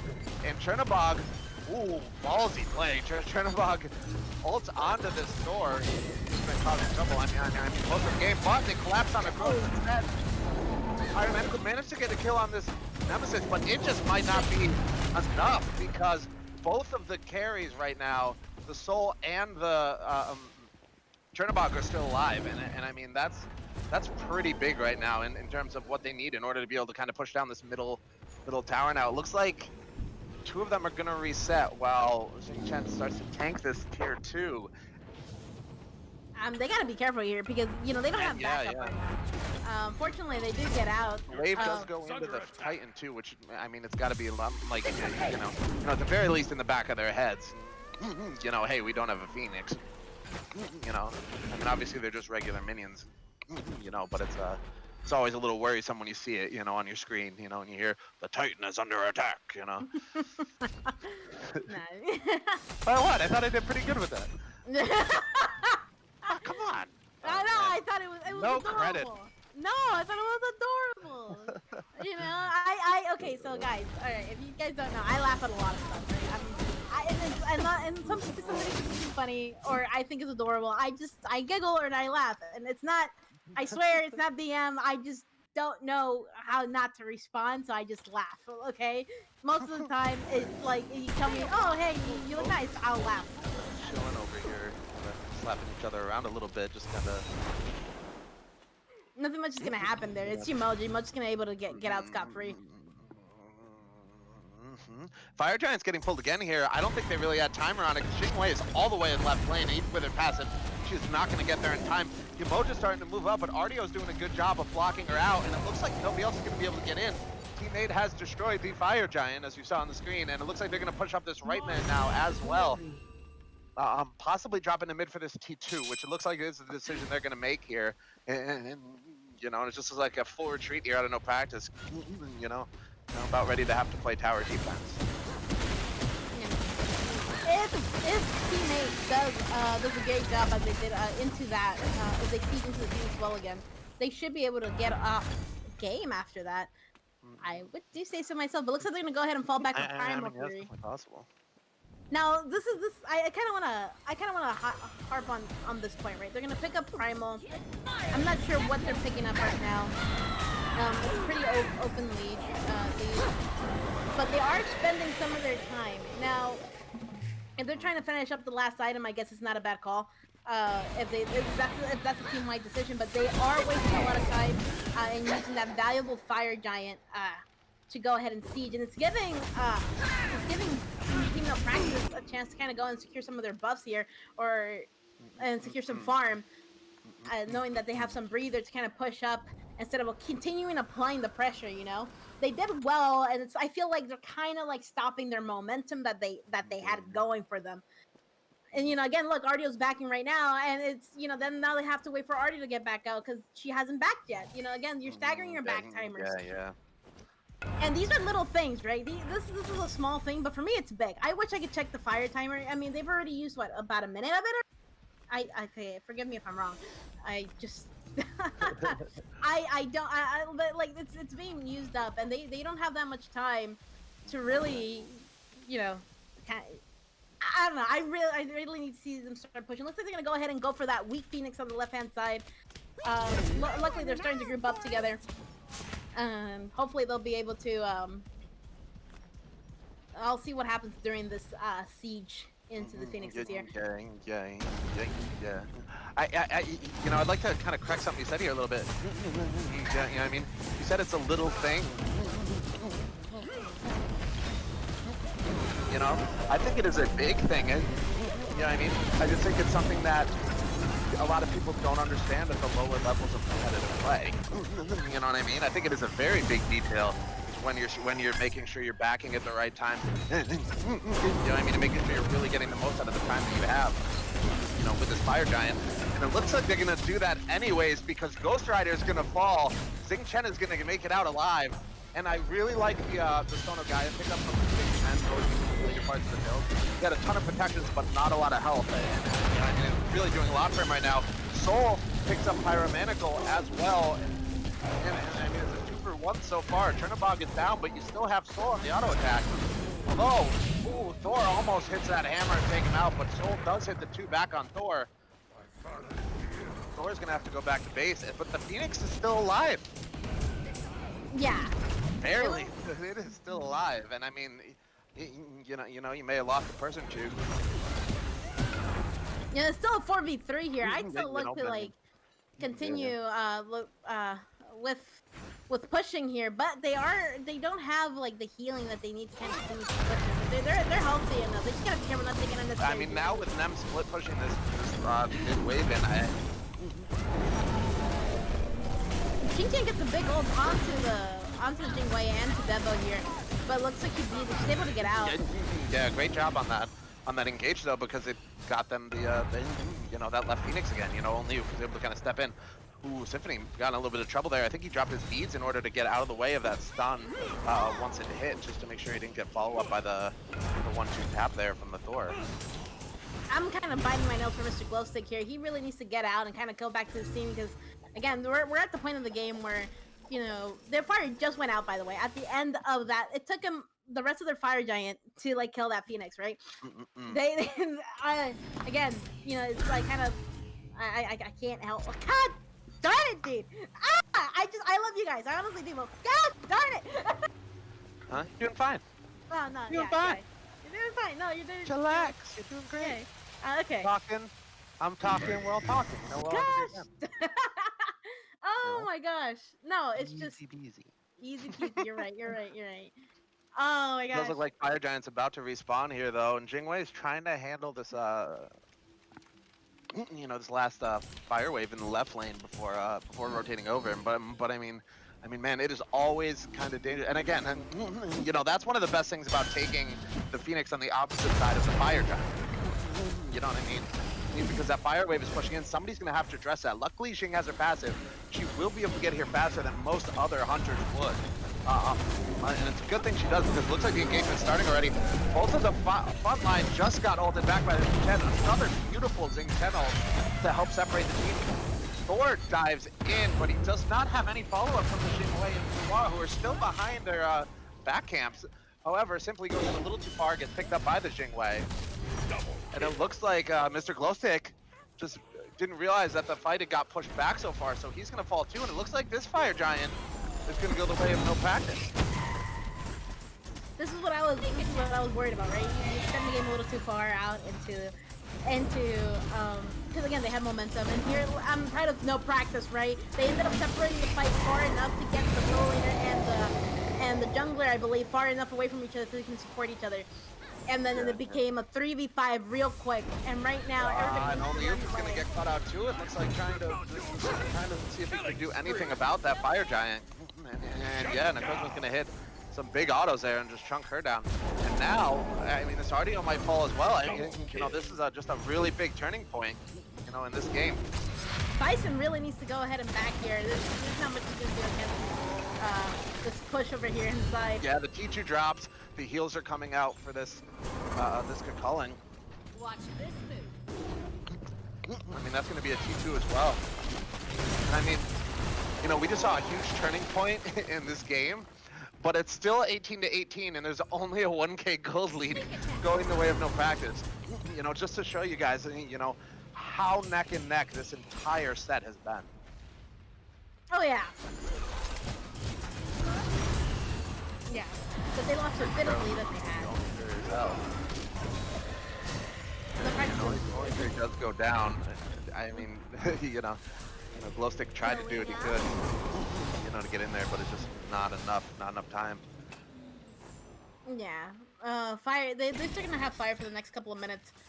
Again, I guess the Onis would help pushing up those towers. They should start positioning into getting ready to start teaching either the left side or the right side of the Phoenix. At this point, it's late enough in the game, right? If a team wipe happens, if what's it called teammate, I was gonna call it the Only Oofs team because Great name. I do um, love his name. It's just fantastic. I know. That's uh, Phoenix respawning here for no practice, and they do have the Oni wave that's kind of holding off that fire wave a little bit. They will have to tend to these last two waves and left, but they are almost back to full power. And with a full fire giant on every member of the team, I would say they're a little ahead of full power. You know. yeah.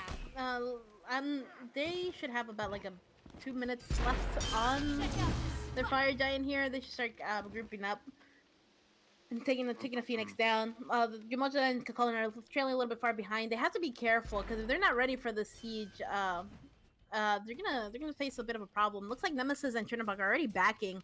What's going on? Backing to get into the Phoenix and try to defend. Yeah, yeah, yeah, yeah, yeah, yeah. And it looks like they try. Yeah. Yeah, it looks like they're trying to sneak the pyromancer there, but I mean it's better safe than sorry in this kind of circumstance.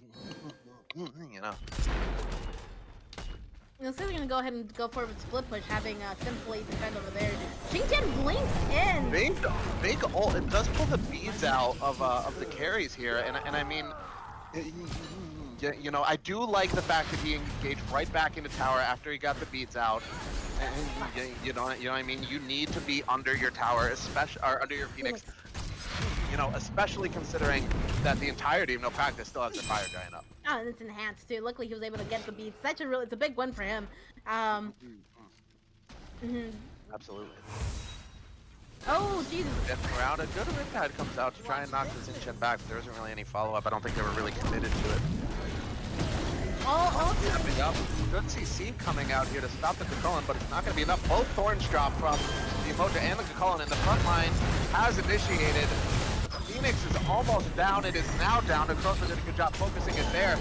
But they're going to lose Nuwa in this engagement. They're going to lose Emoja in this engagement. Crossman does pick up the kill on Glowstick to kind of slow the Zing down a little bit, but it's a 4v3 right now. A 3v3 right now. The Crossman picks up a double kill. But the Thor and the Kakolan are very, very low. Necrozma picks up another kill! Unstoppable coming out of Necrozma, and I think that is the best way to describe him at this moment. He is going in on this soul. I don't know if he's going to be able to get the soul in time, and he's not, so he's going to start to back off here. But a great performance coming out of that Jingwei during that fight. The minions come into mid now, so he's able to just walk out of the tower for free. Good double tap comes out onto the Nemesis. Ghost Rider just continues to walk at the at Team 8 here, and they're able to take that that secondary Phoenix down as well, that middle Phoenix. I'm surprised they didn't go for an end there, right? Like, no team, no practice. They still had time to like. Oh, they were low. They were low. Yeah. I mean, they definitely could have tried for it, but yeah, I mean. Instead, they're gonna go back and Ghost Rider was pretty low, but yeah, I mean, I wouldn't have been upset if they had tried it either. Yeah, no, that was too risky. My bad. That's I wasn't paying attention to like how their health levels at one point because of yeah, great. It's a bit of that turtle play style, man. There is one button in the game, and it's W. Okay. That's all. That's the only button I know. It's literally the only button you need. She wishes she could get 2 W's on the keyboard so she could W twice as hard. Oh my lord. Alright, looks like Necro is gonna go ahead and try to solo Pyromancer here. Maybe they can try to force out a fight again. They have 2 Phoenixes down, so they have to be very careful. Ardio's nowhere near this fight, and if it goes bad, alright, they're gonna need their support. And I'm not sure the support trying to clear waves is actually the best idea to have her doing. Yeah. Yeah, I mean, it is an interesting. You know, I mean, she started level 20. You know, I mean, it's not like she really, needs the levels. Fire Giant's getting dropped here again, and this is enhanced. I mean, I really think that might have been a misplay, sending the Artio over alone to deal with those waves, and it's gonna cost them because Xing Chen is gonna have to try and get in there to stop the Fire Giant, and he's gonna lose his life. And the huge Thoro comes out. The follow-up from Ghost Rider gets a double kill. No Practice takes the Fire Giant now. And really the only thing that's standing between No Practice in this game is a backing Chernobog and an Artio just trying to slow them down. Yeah, it's not looking very good for Team A here. This is Cardio gonna. drops as well now. Yes. Necrozma's just hitting so hard with those crits. At Oh, sitting at 12-1 right Quick now. attack. yeah, Jingwei late game is something that you don't want to see, and And they're just gonna unfortunately, go in for the end. They're not even gonna bother with this other Phoenix, which I don't really blame them. I mean, Chernobog is doing everything he can. It's not gonna be enough. The walls of Yamoja fall. Ghost Rider picking up the kill on Ostrovsky, and that is going to seal the deal. No practice, picking up this set win. And my God, what a game! What a set! yeah, I even got mad at. Oh, just watching you guys play. It was a great set. I got Congratulations. mad. I I did. Yeah, okay. What you mean to say is you got invested. I got You invested. were Yeah. invested in the game. You were invested in the set, and I mean, it's exactly kind of what you'd expect, from the number 1 and 2 seeds right now. Yeah, of course. Both of them played very, very well. They both made adjustments. There a little mistakes here and there that we've pointed out. That could have probably made a big difference or small difference or whatever. It's just it's Thor took advantage of seeing that the Cullen was the Cullen was zoning out the carries and was able to get a really big Thor on that last engagement and just effectively seal out the game. And I appreciate Danny on the video kind of hovering those for a second, because one thing I did think was a little weird or a little strange just in the build path was that I understand picking Spear of the Magus up on Xing Chen because when you apply the one in the ult, it does a surprising amount of damage. But I mean, got to a point where he was just starting to get shredded way too much. You know, I mean, he didn't really have a dedicated magical defense item, and what I mean. And I mean, with how hard Necrozma was hitting with with that 12-1 Jingwei, I mean, replacing boots with something like a Midgardian mail or a Height of the Nemean, just to slow that damage down. I mean, I gotta, I gotta think it would have made a bigger difference here, or the Yeah. spectral armor, even actually, yeah, as pointed out by Danny. You saw the emoji and the Cullen both had the spectral armor, and and you saw it kind of really kind of slow down some of the output that this Chernobog was, hitting for. Yeah, 100%. Like he was having a hard time just trying to shed those tanks when he was actually ulting over at some point because he was becoming a problem early to mid game. But then you have Wei just coming in late and just completely destroying the tanks. And again, you mentioned the lack of tankiness, and then team no practice did build for the double hunter. Again, the Umoja build instead of opting for a Sovereignty, ended up opting for a Height of Nemean, and Mm-hmm. it's really, really, really smart on her part to just deal with the double attacker, double hunter comp. Yeah. But man, I mean, again, just a wonderful, wonderful set here.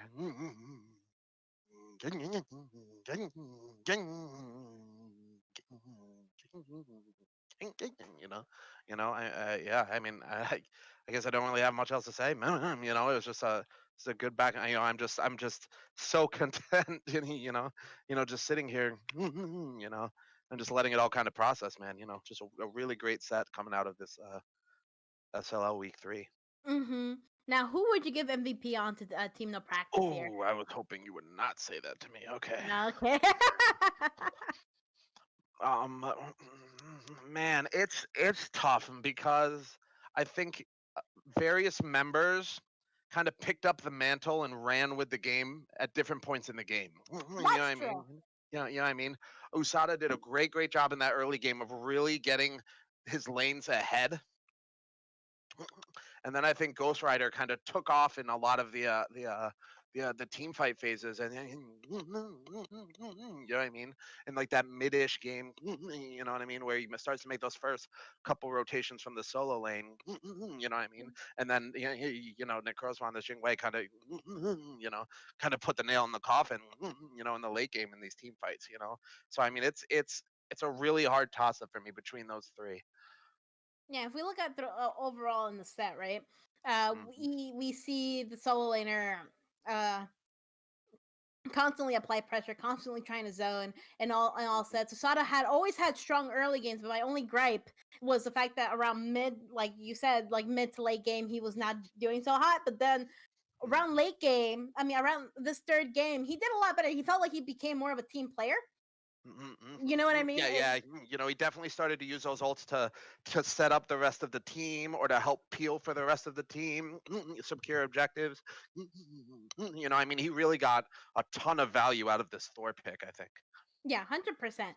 So I'm gonna flip a coin because I don't I'm like gonna Thor. flip a coin. uh, Oh gosh, I'm gonna go with Ghost Rider though. I think over the course of the set and over the longevity of the whole set, I think, I mean, I think he was the most 100%. Yeah, consistent. yeah, yeah, yeah. Yeah, he was There you go. exactly. I was the bad guy and picked. Okay, Turtle. So now you don't have to. I know that's what you're waiting for. You're like, Vaughn, please pick. I don't want to pick. No, I I felt like. it. I was like, ah, fine, I'll do it. Yeah. But yeah, you know what I mean. But I mean, I think I think the difficulty that it was for us to pick. You know what I mean? I mean, just kind of shows. Yeah, how kind of just evenly skilled all the members of this team are. What I mean, and I mean how well they kind of do their individual roles. Yes, and congrats to teammate. You guys pulled off a really great set against these guys. I can't wait to see what you guys pull out if you guys face each other again. And who knows, like maybe like during the tournament later on. Uh I we'll see what happens.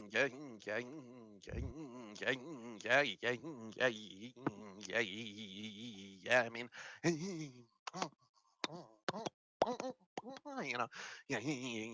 it's.